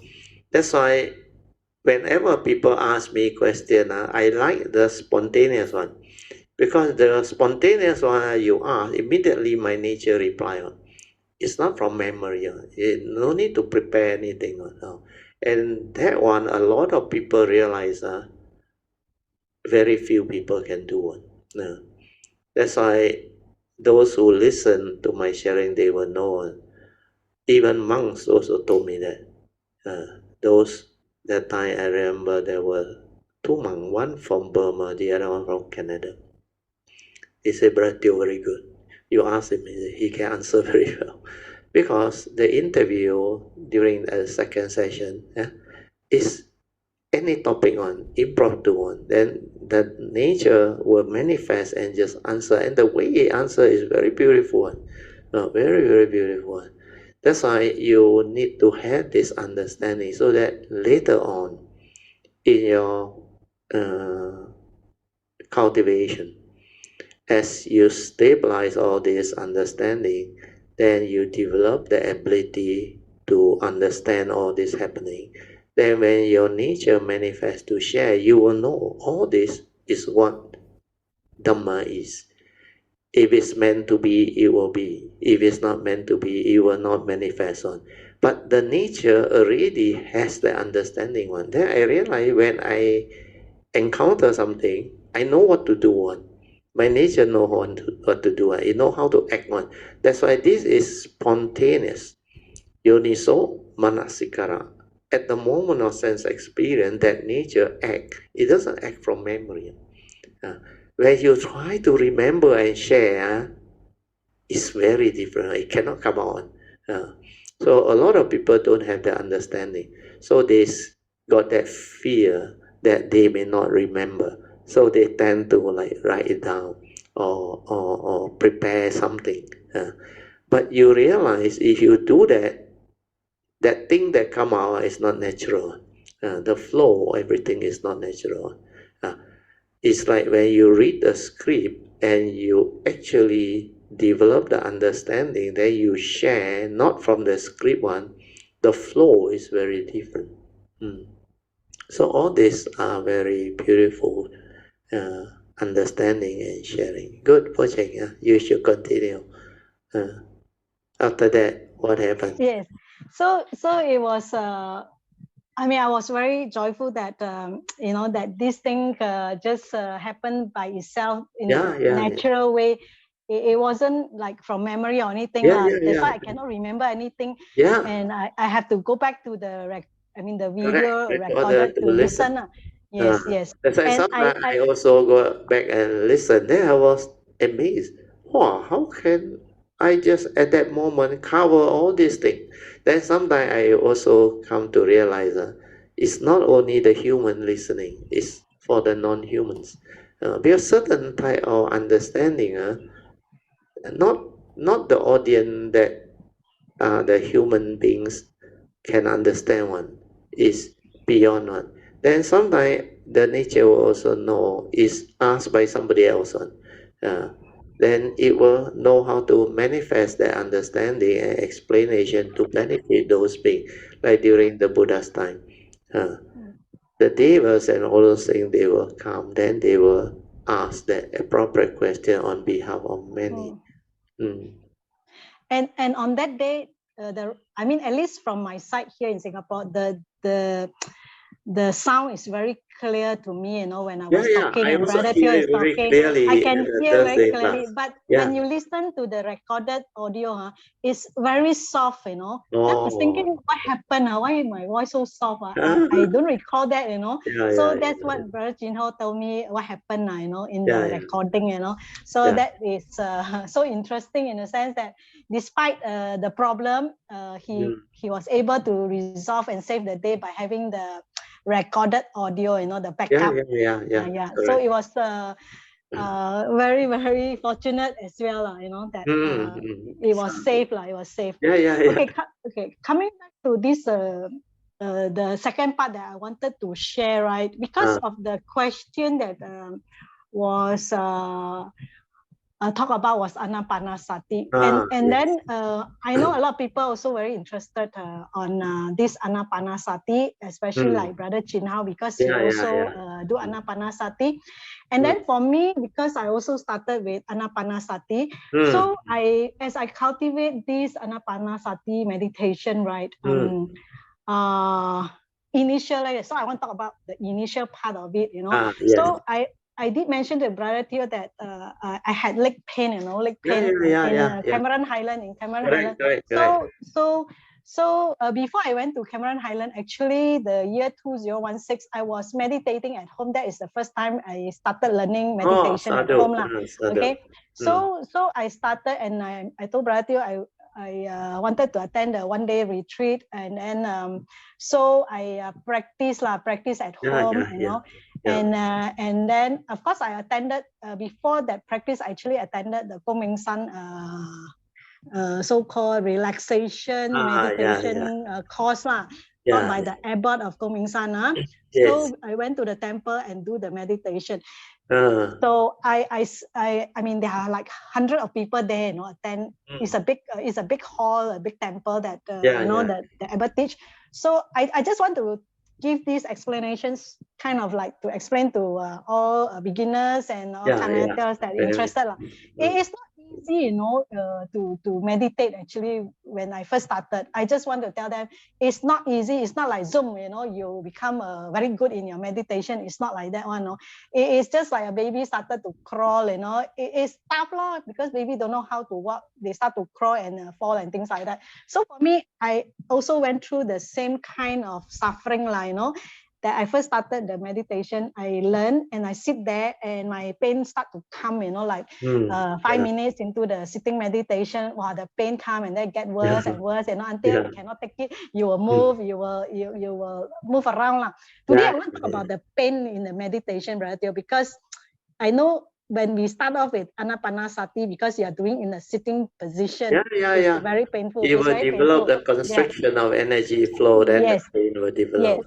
So the it's pain will because develop. the relaxation not deep enough. They don't have the training yet. They don't know how to relax their leg. That's why the pain will develop. Okay, so the pain develop, right? But when I look at other people that is sitting there meditation, like statue like that, but it gives me a lot of faith, a lot of faith that people can do it, so can I, that kind of thing. So that's why I want to go to the temple to sit together with the rest of the people, the cultivators or the beginners, whoever, that come and sit there. Because I ever talked to a few ladies that come to the class also. They say, why do you all want to come here? It's at night, at night you want to rest at home after work. So why you come? For me, I really not working, so I come but I actually prefer to do it in the daytime, but nighttime, since I want to learn, I have to come, But for these people, after work, they come, I say, why don't you, stay at home, rest? No, we like to come and meditate in the temple because, it gives them the faith, the discipline and the faith, that other people can do it, so can they, just like we, we have this kind of same mindset that everybody come here because we want to learn something, that we can do it also. But Brother Teo, I tell you, seriously, there are those meditators that sit in front of me, wow, very good one. Every time I open my eye, Brother Teo, I mean, at least through my eyes, my eyes perceive, they never move at all. Every time I open my eye, they never move. They are still the same, like very still, like a very good meditator. To me, it's very good meditator because I keep moving and in pain, but they are very steady, very calm and very peaceful. So probably they can do it, and they are good meditators from my perception at that point in time in 2016 So it gave me a lot of faith that I can do it also Slowly I learn So after that, I wanted to attend the National Day meditation, the one day So I said I must do like 1 hour sitting, 1 hour walking, 1 hour sitting, 1 hour walking. That is very good training. Yes, it's a good training. So I train at home. That is when I told Brother Teo what happened to my meditation. So that is what happened. Okay, I sit there, and then after that, develop the. But before that, actually, I always do at home, 10 minutes, 15-minute meditation, very short one, Brother Teo. I cannot do long because my leg pain, correct. Yeah. Initially, it's like that. Yes. So initially, I'm telling all meditators, beginners especially, you have to endure this and you have to keep doing. So that's why I'm saying you have to keep doing, cannot stop. See through, have to break it through. So I'm doing the 10 minute, 15 minute, 20 minute, and must and then extend 30 minutes. until at least 45 minutes. Then slowly. So in this case for me, because I don't have time already, I have to sit through the 1 hour. So before I sit through the 1 hour, I say, die, I must sit through it like the Buddha, because I read the book, sadhu. Buddhism for beginners, that part that the Buddha actually sit through under the Bo tree. He also say, whatever happened to me, I don't care, Even whether I die or until not. the sinus dry out or whatever, it will not arise until. Correct. So I had that thought, that appear before I sit the 1 hour. Then I set my alarm 1 hour, So the as expected, the pain come and develop into you will reach a very intense point. Yes, very intense until very intense. But But when you determine to see it through, something will happen. Correct, exactly. But Brad Teo, I must tell Mitas and beginners, it's not like as if the first time you do, you can know. Actually, I went through so many steps already. Many times already before this, it's not like, wow, suddenly it can happen. No, it's not like that one, no. For me, at least for me.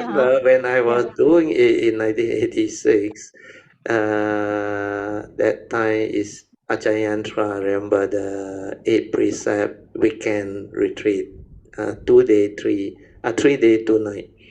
So that time the pain was so strong, it reached a point where you were like, most people who cannot take it will panic and fear.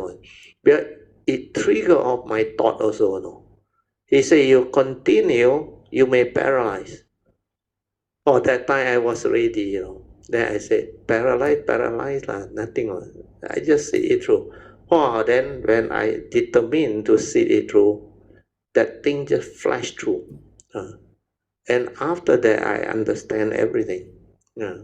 Because that shift in consciousness is very important, because the mundane mind that actually been tormented by the attachment and the craving and the thought is the one that hinders us, because indirectly there is this fear accumulated inside, that pain, that rejection, that aversion. That's why after that I realized, once I determine I am willing to let whatever will be, I just go for it. Then I realized that thing immediately resolve itself. Then that shift can happen. Because you got no more accumulated hidden fear. You wanted to do it through a determination. That's why it's that adhitan. Then when I did that, the whole thing happened. Then after that, the shift in consciousness, the transformation is so amazing. Then the brightness, the light, the virya, the mind becomes so bright. Then the awareness suddenly becomes. Then I was so amazed. The pain no more, everything no more. Then I was telling myself, how come it's so amazing? Then the mind become like very, I should say, very brave now. Then I want to know what happened, how come like that. Then I went down and checked now. Then the awareness was so sharp at that place, I realized that whole thing that was causing the constriction clear now. But I can still feel the pulling sensation and all those things that is still like within there. But most of them clear already. Then I relax further into it. I realize completely gone. Even that slight sensation also no more. Of course, the major pain, all the pain thing, the shift, when it flashed through, the whole thing gone, no more. Then like a clotted pipe, suddenly the flow becomes very smooth. Then that nature understand by itself now that it is due to our inability to relax and the accumulated fear that hinder our physical body to create this type of sensation for our mind not to go through. And that is the mundane mind. Then the one that flashes through is the true mind. Then I saw the mind is the mind. The body is the body. That's why the two are different. Then I understood what my teacher Jayantra told me. He said, body is just a body. Mind is mind. Mind never the body. Body never the mind. But body and mind must harmonize to develop the meditation, to enable us to cultivate and to live life and to develop understanding also. That's why that understanding manifests. Then later on, when I read the jnana, the first jnana, Pariceda, Namarupa Pariceda jnana, means ability to discern clearly between form and mind. Mind is mind, form is form. Then only I realized there is a second level of understanding, which is the penetrative one after I went through the experience. The initial one is what most of the Burmese monk or book write. You able to differentiate between the normal mind, means the thinking mind, they say. The thinking mind knows that the body is a body, the mind is a mind. These two are separate. That one is at the superficial level. It's not the real jnana. The real jnana is not from knowledge. When it flashes through, then you really check. The awareness has got no thought process or nothing. It's just not that. Then it is not linked, not connected to the body. Then there is no craving force, no feeling, nothing. It's just that thing. That's why the pure awareness is just there. So all those were so amazing. That's why it's so beautiful. Sadhu. So you continue, Puja, yeah. Yes. So, Brother, so coming back to my incident of that experience, right? So it's slightly different from Bratio, but I'll come back to Bratio's explanation. No problem. That, yeah. For my Everyone case, is different. yes, correct. But I will explain another part that I had later good. part in my meditation. But for the first time when I had that, right? So I endure the pain, but I don't have any bad thought. My only thinking was that I have to do it, like, die, I must do it, but that is my word, my thought, die, must do, So I just, because I never experienced 1 hour of meditation before, so but anyway, I said I will do since everybody can do it, I will be able to do it. So die, I will do it. So I sit through it, the pain get worse and worse and worse, but my anapanasati saved the day.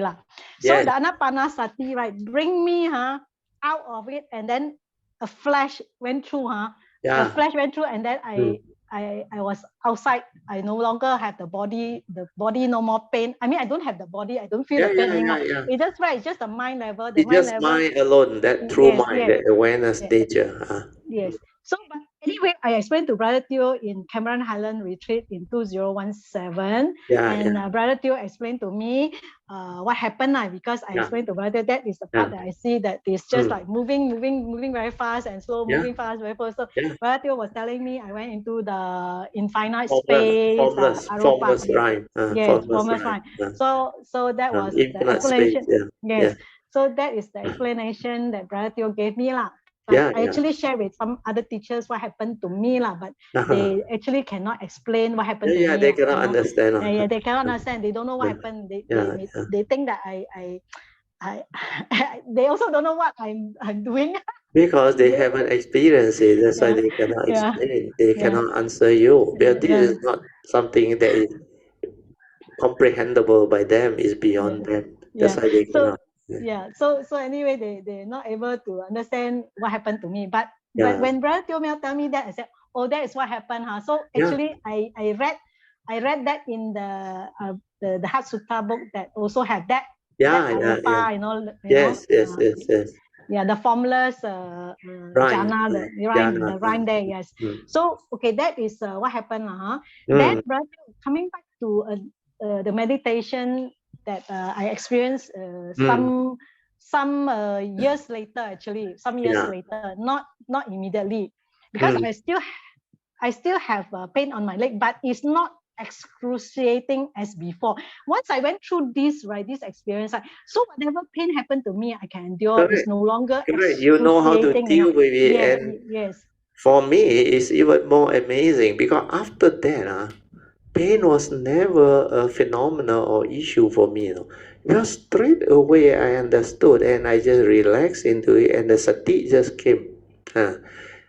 What happened to you was, because your anapanasati was stable already, then you can actually draw the absorption.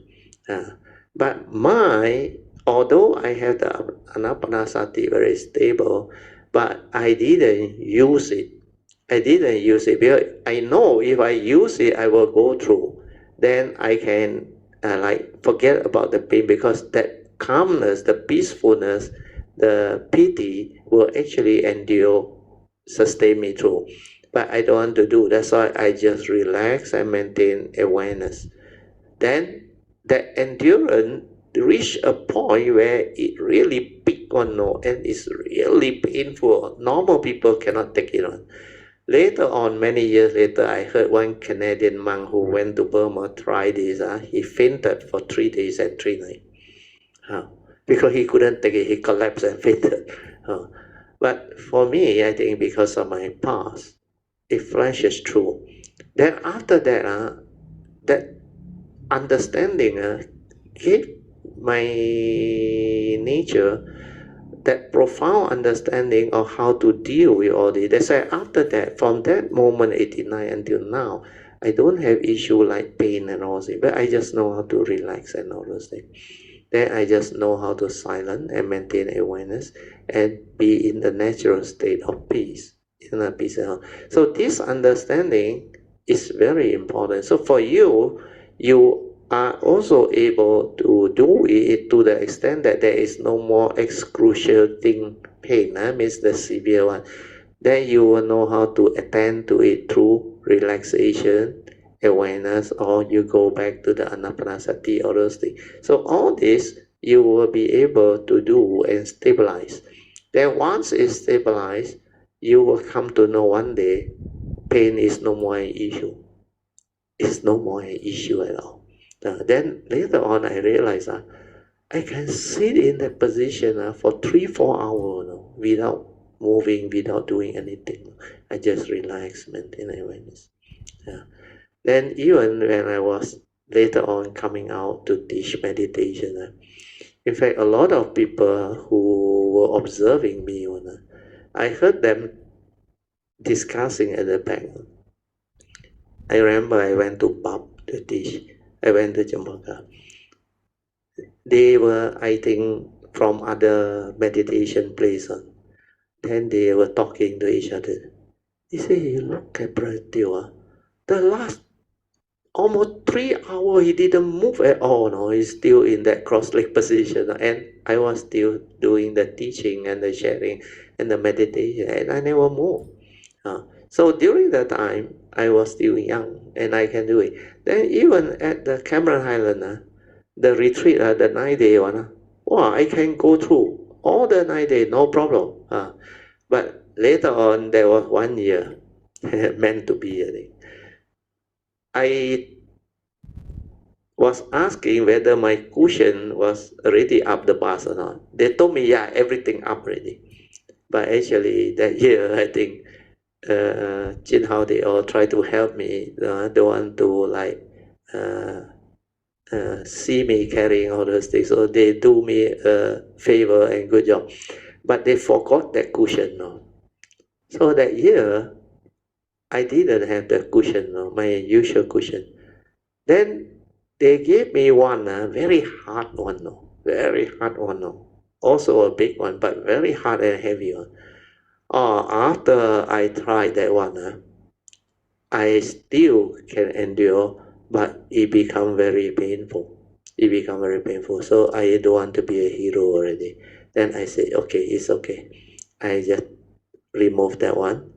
Then I look for a chair actually and a small table. That's how I ended up sitting on the chair and the table, because it makes my physical more able to endure the thing.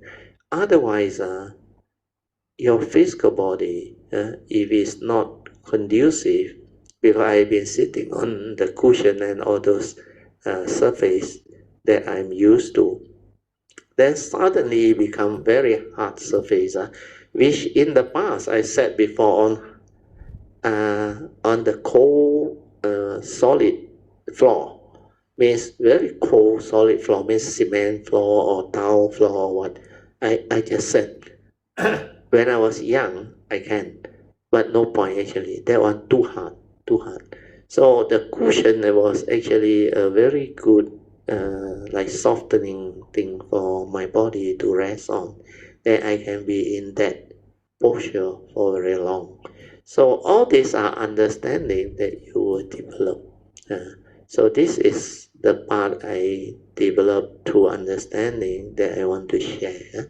So now, Puja, yours is slightly different, but finally you will end up having the same understanding and experience, which is very good. Your sharing is very good. You continue, Puja. Okay, Bharatyo, so now I come to the second part of Yeah. the meditation of the leg one, the pain in the leg. So this one, Bharatyo, I have already, this is the, after I already learn the, how should I say, the awareness-based meditation, and I'm able to silence my mind. Okay, so this one happened in the house. I wake up and I do the meditation. Okay, and upon sitting down, right, I thought I would sit down. The usual thing, I would sit down and then relax a little bit lah, stretch a little bit, relax a bit, and then sit down lah, But then what happened was my leg started to feel the cramp, It's not pain but cramp. The cramp. I know. The muscle cramp. So actually it was so immediate, but Bratio, I tell you, because of my understanding of this awareness-based meditation, so I went. I can feel the leg cramping, the leg on my right leg. I can feel the cramp there here and there. So it's going to develop into a pain or whatever But before it happened, correct. it already the started. sensation will come. It will Yes. prompt you. Yes. Then So it's like the sign. yes, You the know sign. the sign. Correct. So I went into straight away. I went into the silent mind. And then silent mind. The silent mind. You know what do I see? I don't see. I don't see the. I mean, not see lah. I mean the usual. If let's say I didn't go into the silent mind, I will have the pain and the excruciating or whatever lah. But I don't have that. I went into the silent mind, and then I see the. I don't know how to explain this. Oh, it's like the X-ray eye that sees. Yes. The X-ray eye that see the things inside, the everything inside. that is happening there, the awareness is aware. Yes, correct. But it's very, Brother Theo, this is cannot be described one. The thing that happened cannot be described beyond one. mind, beyond thought one. That nature see. Yes, correct. That nature see. But when we want to describe, we need to use word. But it's just like X-ray. The X-ray. You don't have the negative film at the back. It cannot show out. But the X-ray really pierces through the flesh. Yes. There's no flesh about the Theo. Correct. It's don't know what is that thing, the kind of particles, whatever it is moving, it's moving, and then it's correct. Like that time I saw the calapas, the fast flow.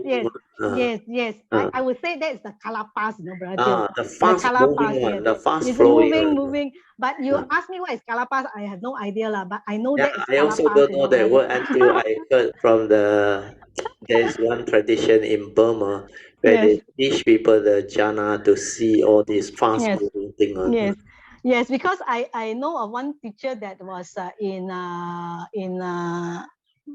Buddhist fellowship. She's from the Buddhist tradition one. So I remember she ever said the word kalapas, the word kalapas. So I remember that. So I mean, I suspect it is the kalapas, but I have not seen kalapas before. And then very fast moving. Yes. I can only call it particles to me as a layman, particle. So it's the particle in the flux keep moving, very fast speed one. Yes, very fast speed one. You see, the cutting. So this is what happened to me, Brother Teo. So silent mind, this is what happened, when you already learn the awareness-based meditation and you're able to silence your mind. This is what you can do, this is what you can do. So it's not like overnight, I'm able to do all these things, Brother Teo. I want to give the faith in all Kayamitas and beginners. You have to go through the step by step in the way that you learn, persevere, have faith, persevere some more, have sincerity, don't try to know, that kind of thing. So you keep doing, it will come to you, you don't even need to go ask for it or do anything about it. It just come to you, you see. Correct. So this is what happened to me after I learned the awareness-based meditation. I know how to silence my mind. Very good. And this pain become like that. It's so beautiful, isn't it, Brother Teo? Yeah, very beautiful. Yes, Yes.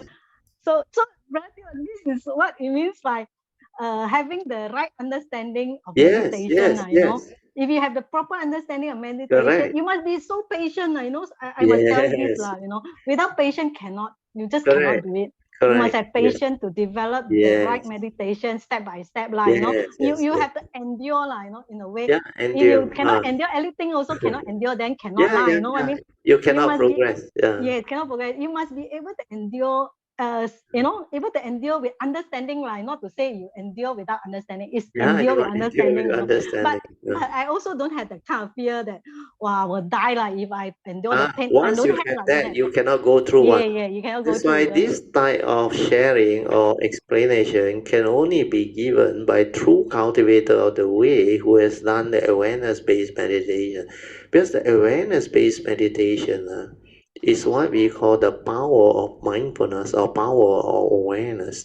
The awareness nature can develop understanding that is way beyond the normal mundane mind. The mundane mind cannot understand and cannot even perceive or see, because it's beyond the perception one, beyond thought, beyond mind one. Then the awareness can actually trigger off a lot of manifestation of understanding that normal mind, mundane mind, thought-based meditation cannot experience. That's why they cannot have the insight, the understanding, the awakening, and they cannot guide and teach people the true awareness-based meditation because they don't go through all this. So what you share is very good, can give faith to a lot of beginners, new people, and also those who are on the path to develop further understanding and progress. So this sharing will help them because you were, like you mentioned at that time, you are very new. 2016, 2017 is only how many years ago? About 6 years ago, 5, 6 years ago. And at that time, you were very new. Then you were also like normal people, determined, striving on very hard with the faith, and then you try everything. And finally, when you hit it, the thing just happened by itself. Like you say, without expectation, it come. When you expect, it won't happen. So all these are very, very beautiful sharing and experiences that people who has gone through only can share. Sadhu to you. Puja. Very good. Yeah, so this is the part that I want to share, about Very good. the anapanasati, that Brother Chinhao was asking, and then the pain that most people will suffer, don't say 100%, but most people will suffer the pain. Everyone will have to go Yes, through one. Well, yes, pain is a reality of the form and mind. Before you know how to relax and maintain awareness, the pain will afflict you one, will actually condition you into misery one. That mind like want to, the aversion towards that sensation, because it's a very unpleasant sensation, because we are so used to the relaxed state that is without pain, that enable us to be comfortable. Then when you go into meditation, is especially the cross-legged type of sitting, which we are not used. It's not a natural state where we used to sit on stool and comfortable cushion or chair or even our sati set and all things. Then you suddenly go to the temple or you do that type of cross-leg anapanasati or whatever sitting. It is very different. It's going to give rise to a lot of pain. That's why a lot of people cannot go through pain because they don't know what to do.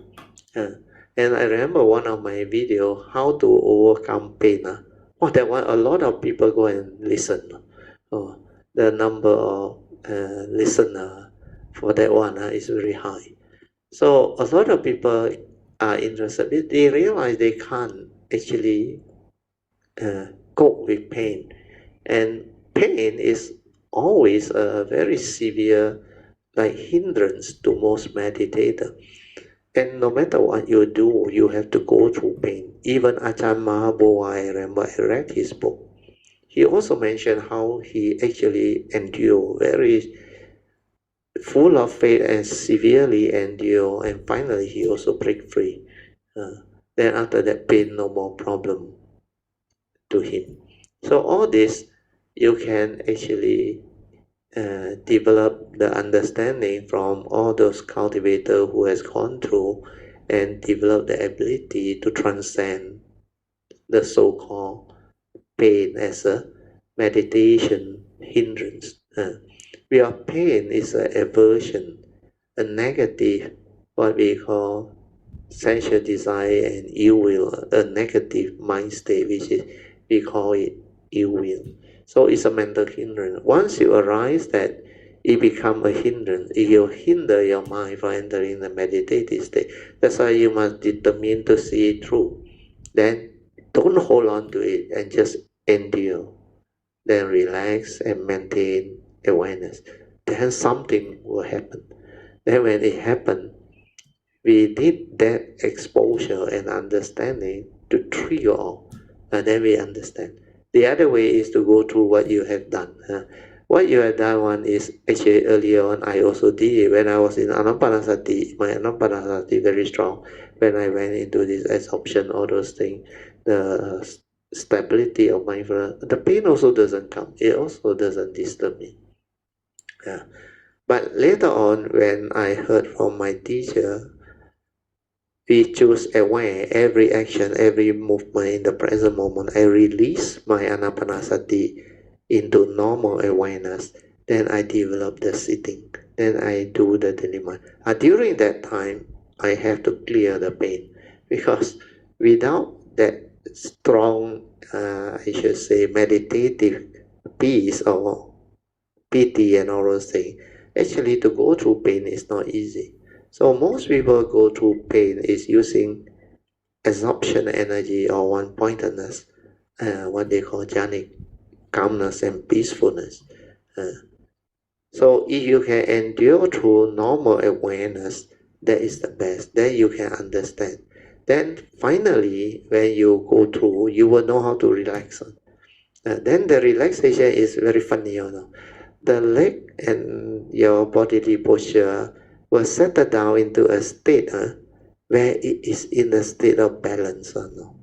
Then no pain, nothing. The chi flow, everything very smooth. Then whatever arise, the slightest movement, the mind like magnify.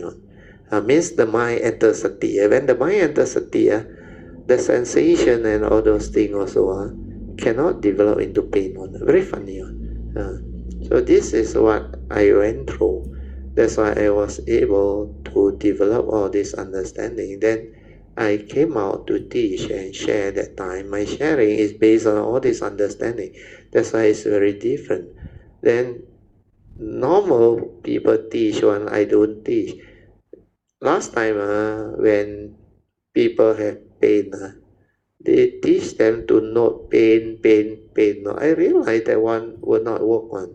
That's why that Canadian monk fainted and collapsed because I think he go and verbalize the pain. So the silent mind cannot come in. That's why it cannot go through. Then the other one is when you are sleepy, the sloth and torpor. People will advise, go and wash your face, or get out of the meditation, go for a walk, then come back and try again, or do walking, sitting, alternate and all that. But for me, actually after I developed the understanding, I continue to apply the same thing. I just relax into it and be with it.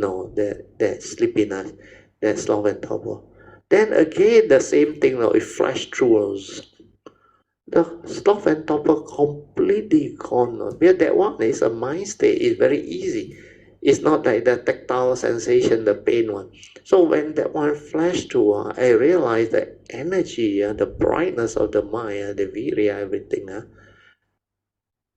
It actually like root out that sloth and torpor, completely gone.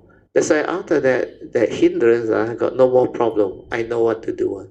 When my body is too tired, I rest. But when it is not due to the body tired. The slow and top will come because it want to test me last time. Then I know how to sit through it. I relax and silent and be with it. It is like anger or fear or whatever. Be with it, silent. Your awareness has this power. When you stay with it, it ceases. It ceases. Then it will flash through. It will move through and show you what the awareness nature is, what that true mind is way beyond the thought, the thinking, the words and all things, because it's just that nature. That's why it don't have any of the hindrance. So all gone. The understanding is very important. So this is very good sharing, Sadhu, Pojai. Yeah, Sadhu, right? Your very beautiful sharing of your past experience, and it's truly the awareness-based meditation. It's very different. Very different, very amazing, and very powerful. It helps you to overcome all these so-called mental hindrances that mental we hindrance. encounter. We encounter. So when I first started Anapanasati, and then when I started with, after I learning awareness-based meditation, my meditation is also different, like I said, very I can different. silent, relax and silent, and Correct. then it went through into the silent mind, and then Yeah. you overcome all the mental hindrances, Correct. and then you are able to insight into what is happening, So And the that understanding allow you to understand what I say, the Hatsuta thing, Yes.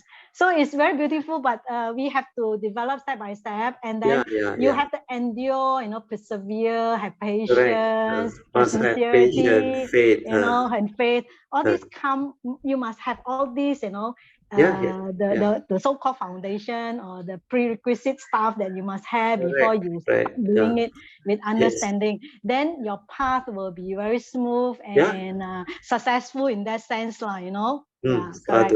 So you do not need to have any expectation. It will come to you when you do it correctly. Every part will come to you. But it happen by itself, naturally by itself, Correct. This is what I want to add on to the previous sharing that Brother Very good. Chin asked. And I didn't have the condition to share the previous week. So thank you, Miss Lee, for nominating me again to continue with this sharing. And Brother Teo elaborate a lot more. So it's very good to go back and listen again one more time. Hopefully the recording is okay today. Today one is very good also. Yes, very good also. Today, because we talk about the pain that everybody will have to endure and how we can overcome it. Also. Yes. Actually, mental hindrance, you can use the awareness-based meditation to that resolve one is the best. That is the best. The third way, the Buddha taught on. That is the best. Correct. Okay, why not we have Miss Lee back correct. sharing again. Miss Lee, Thank you. Sadhu. Thank you, Brother Teo. Sadhu. Thanks.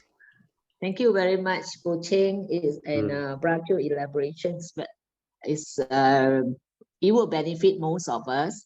And Brother mentioned about the awareness natures that actually when you have the understandings, actually the mental factors, like for instance, anger or pains or slots and torpor, it is actually when you don't have aversion to it and you actually stay with that, then it will be understanding arises. You must not label it as such. When you label it, it went in the mundane mind, the accumulated. It becomes a gel.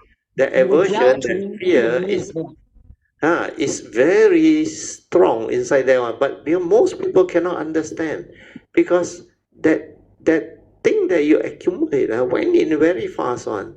Even your dislike or unpleasant sensation or slightest ill or what, or phobia or fear or insecurity, that one deposited in your memory, a very deep one, and it can become phobia on without you knowing it. That's why it's a hindrance. When it's there, your mind cannot settle down into the meditative state. The awareness cannot appear because of that movement. So like you understand is very good, but you have to stabilize it because you realize you don't label it. then it won't become the hindrance. It won't become the negative mind state.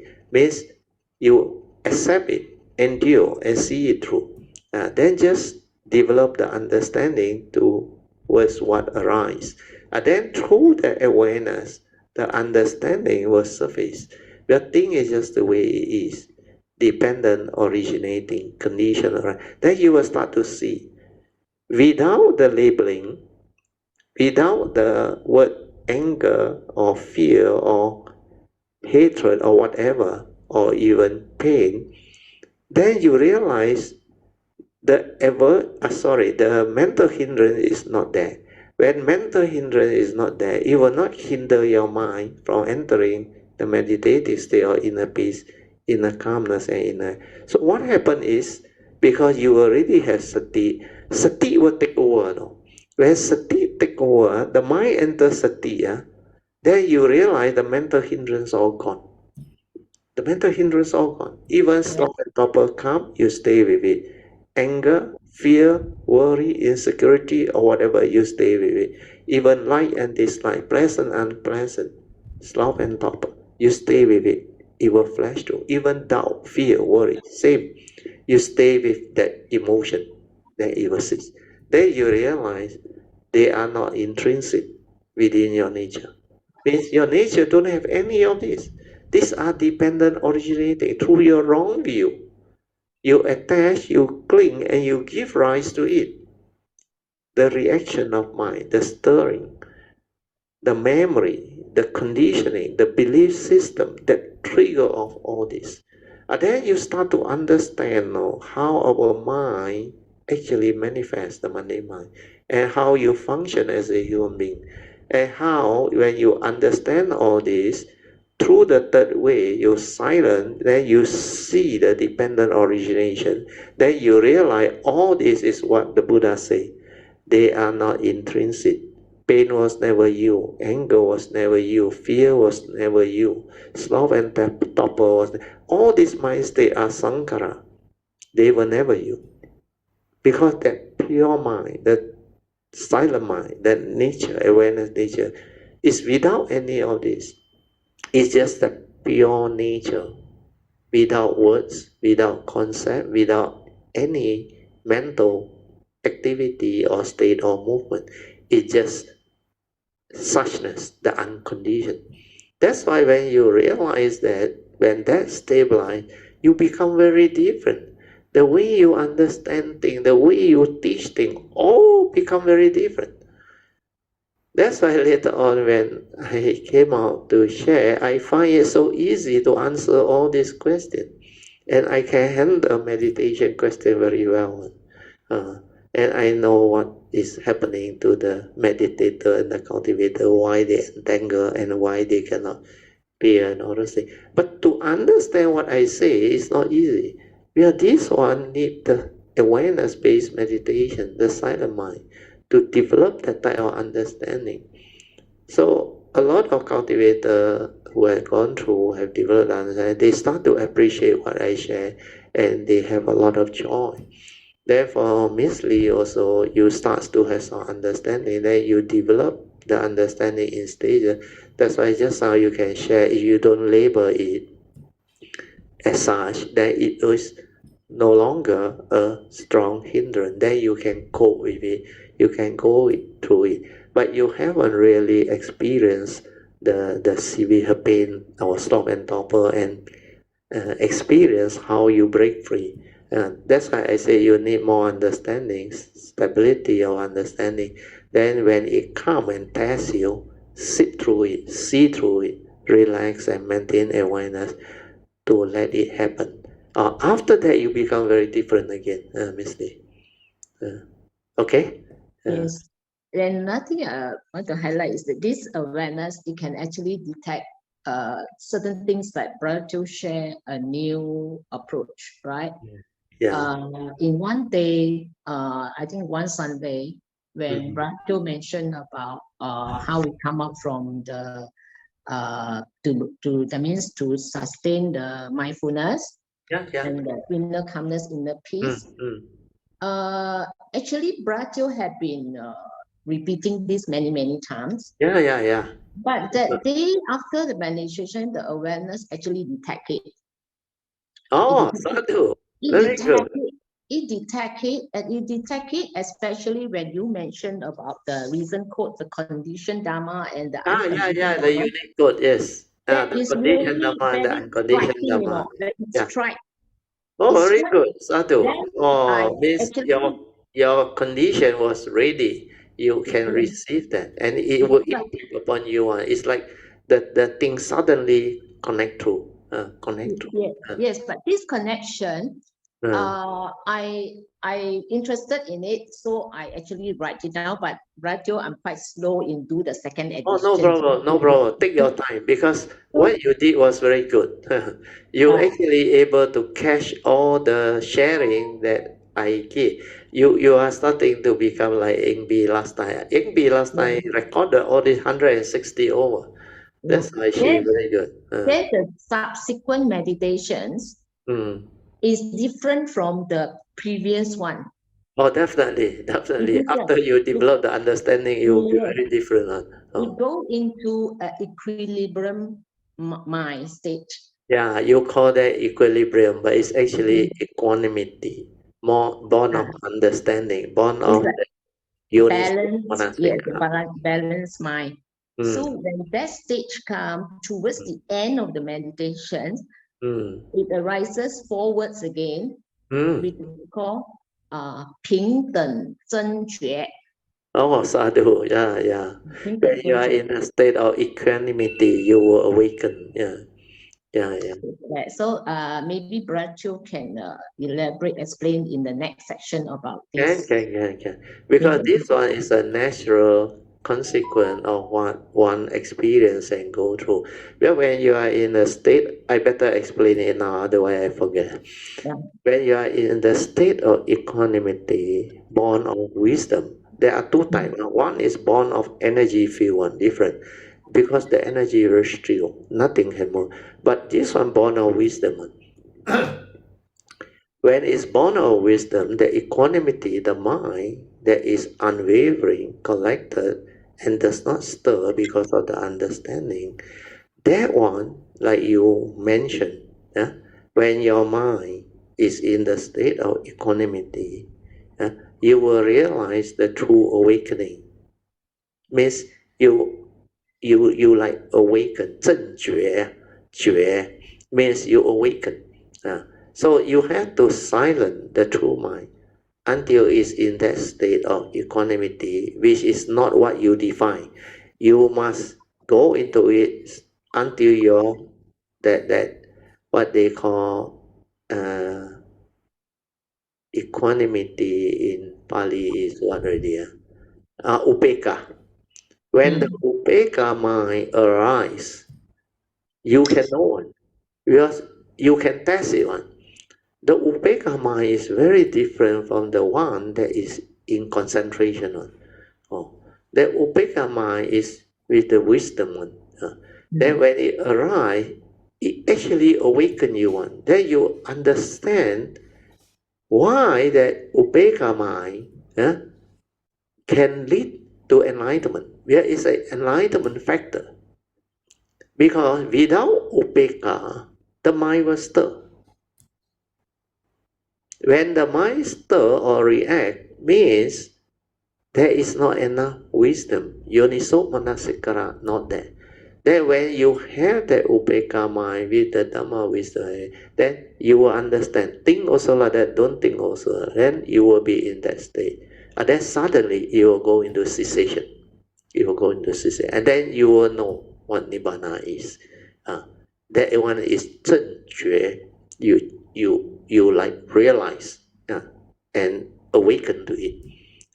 So this word that come out, you actually have to be careful, because sometimes there are two possibilities. One is after you awaken, the Dhamma come out, manifest. The other one is because you have been reading a lot of this type of thing. Then before the real Upeka mind arise, that thing surface. It's partly due to knowledge and memory, that it trigger. That one also possible. But both condition is good. Means even the second one, like it trigger off through memory, at least for it to happen, there must be some form of understanding underlying it and behind it. But that one not stable yet. So you need to stabilize it. You need to continue to develop the understanding and persevere. Then silence your mind more and more, until the upekkha mind become very different. Means in the midst of life, it's already like that. Means throughout the day, everything that arises has got no power over you. Then like I mentioned last time, everything you come to perceive, you understand or no? Like rupang anicang, you understand or no? Vedana anicang, you understand or no? Sanya anicang, very clear or no? Sankara anicang, you understand what the sankara is or no? The anicang is. Then rupang anatta, everything very clear or no? Especially rupang. No? Like when you see any form, whether visual form or external form or whatever, that thing, rupang, that so-called rupang, anicang, very clear one. Means you must have very stable wisdom, penetrative, stable wisdom to understand it. Then table also like that, rupang, anicang. The house also like that, the building, the highway, whatever you come to perceive within the phenomenal world outside, is all like that. So all this, then of course the feeling all is very clear one, because you went through the awareness-based meditation, the feeling, sensation that arise, is very clear to you one. That one is dependent originating one. Then from that pure nature, the feeling arise first. So initially it's pure feeling. But the moment you have any views, opinion, conditioning, or biasing, then it will stir into pleasant, unpleasant, or like and dislike. Sometimes very subtle. Without you knowing it, it's already there. The reaction of mind. So every moment of perception, every moment of hearing, seeing, smell, taste, tactile, you will go through one. Then it will reveal to you, it will show, then you will come to the understanding. Then it just understand. Then the heart smile and it just cease. The cessation going. And then when you come out of that cessation, everything becomes clear already. Then you understand what creation is, how that nature, which is the source, means the pure awareness also gone, cease, the unconditioned. It will just realize the unconditioned. Then how you come out of it is what creation is. How the five aggregate of form and mind surface again. How from the first moment the pure awareness come out. From that nature, the first thing that come out is the pure awareness. Then after that, the karmic force, everything, it will arise. Then the three area of consciousness, how it actually arises and disperse into these three areas. One is to the brain, one is to the heart, and one is to the dantian. Then it animate you into a human being. You can see all this. That's why when you come out of here, you will know who are you, what are you, and how you function as a human being. And what is this so-called human being or five aggregate is all. All this will happen. Okay, Sis Lee? Yes. Yeah. I have to continuously. Yeah. You already have the initial one. Don't worry. So you only need to continue to stabilize it until it happens. It will happen on, but it will take a while. Unless your past is very strong, then you will actually, we call it, skim through it, and you will reach back your old level very fast. But from what I see in your this life's cultivation, you may not have that type of past. So you need to stabilize it, life after life with your cultivation. But all this can actually become very beautiful because the sasana is around. And it's only during the sasana you can meet great beings and teacher who has this understanding. Then if, like this line, you make full use of this window and develop this understanding and the keenness and the faith to actually understand all this, then you become very different. In the future, your nature become very different. Then you can move very fast.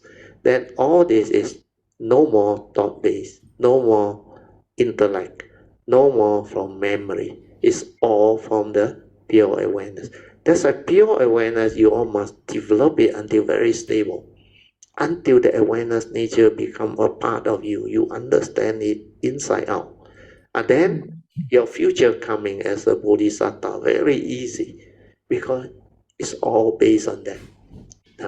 The pure awareness is the pure awareness nature that develops the understanding and the awakening and the perfection. Okay, I think we have to end 6:09 already. Thank you, Belacher, for You, the you can profound wrap up. sharing. You can have a final wrap up. I just want to thanks all Brother Teo for sincere sharing for this many years. That actually transform our thinking, especially now the 75 lesson. Yes. The mind states that go through this and the previous is totally different. Yeah. It become an appreciation of sharing rather than inquire, you know. So there is a different from there, and also of Kalamitas, their sincere sharing of their experience. And I hope that these windows can really develop into a more beneficial to everyone. In fact, later on when we have back our physical class, we can have a physical class sharing is very good. Then everybody can speak there and then. That one is very useful actually. We can have it like an informal thing or what. Then you just share whatever or develop the understanding together. Very good. Sadhu. Okay, thank you. Bye. Thank you. Okay, let us rejoice. Sadhu, sadhu, sadhu, with all the good sharing by Puja and also Sister Lee. Okay, so now we will do the sharing of merits, transfer of merits, and closing puja. Akasata ca bhumata devanaga mahindika punyang tang anumoditwa cirang rakantu lokasasana etta wata camehi sampadan punya sampadan sabbe deva anumodantu sabba sampati siddhya idang me nyatinang hotu sukhita hontu nyatayo idang me nyatinang hotu sukhita hontu nyatayo idang me nyatinang hotu sukhita hontu nyatayo Devo vasatu kalena sasa sampati hetu cha Fito bhavatu loko cha raja bhavatu dhammiko imina punyang kamena mame bala samagamo satang samagamo hotu yawa nivana patiya sadhu sadhu sadhu. Okay, you can now pay respect mindfully to Lord Buddha, Kuan Yin Bodhisattva, and all the worthy ones. Then we will end the whole session. Thank you all for joining. Sadhu.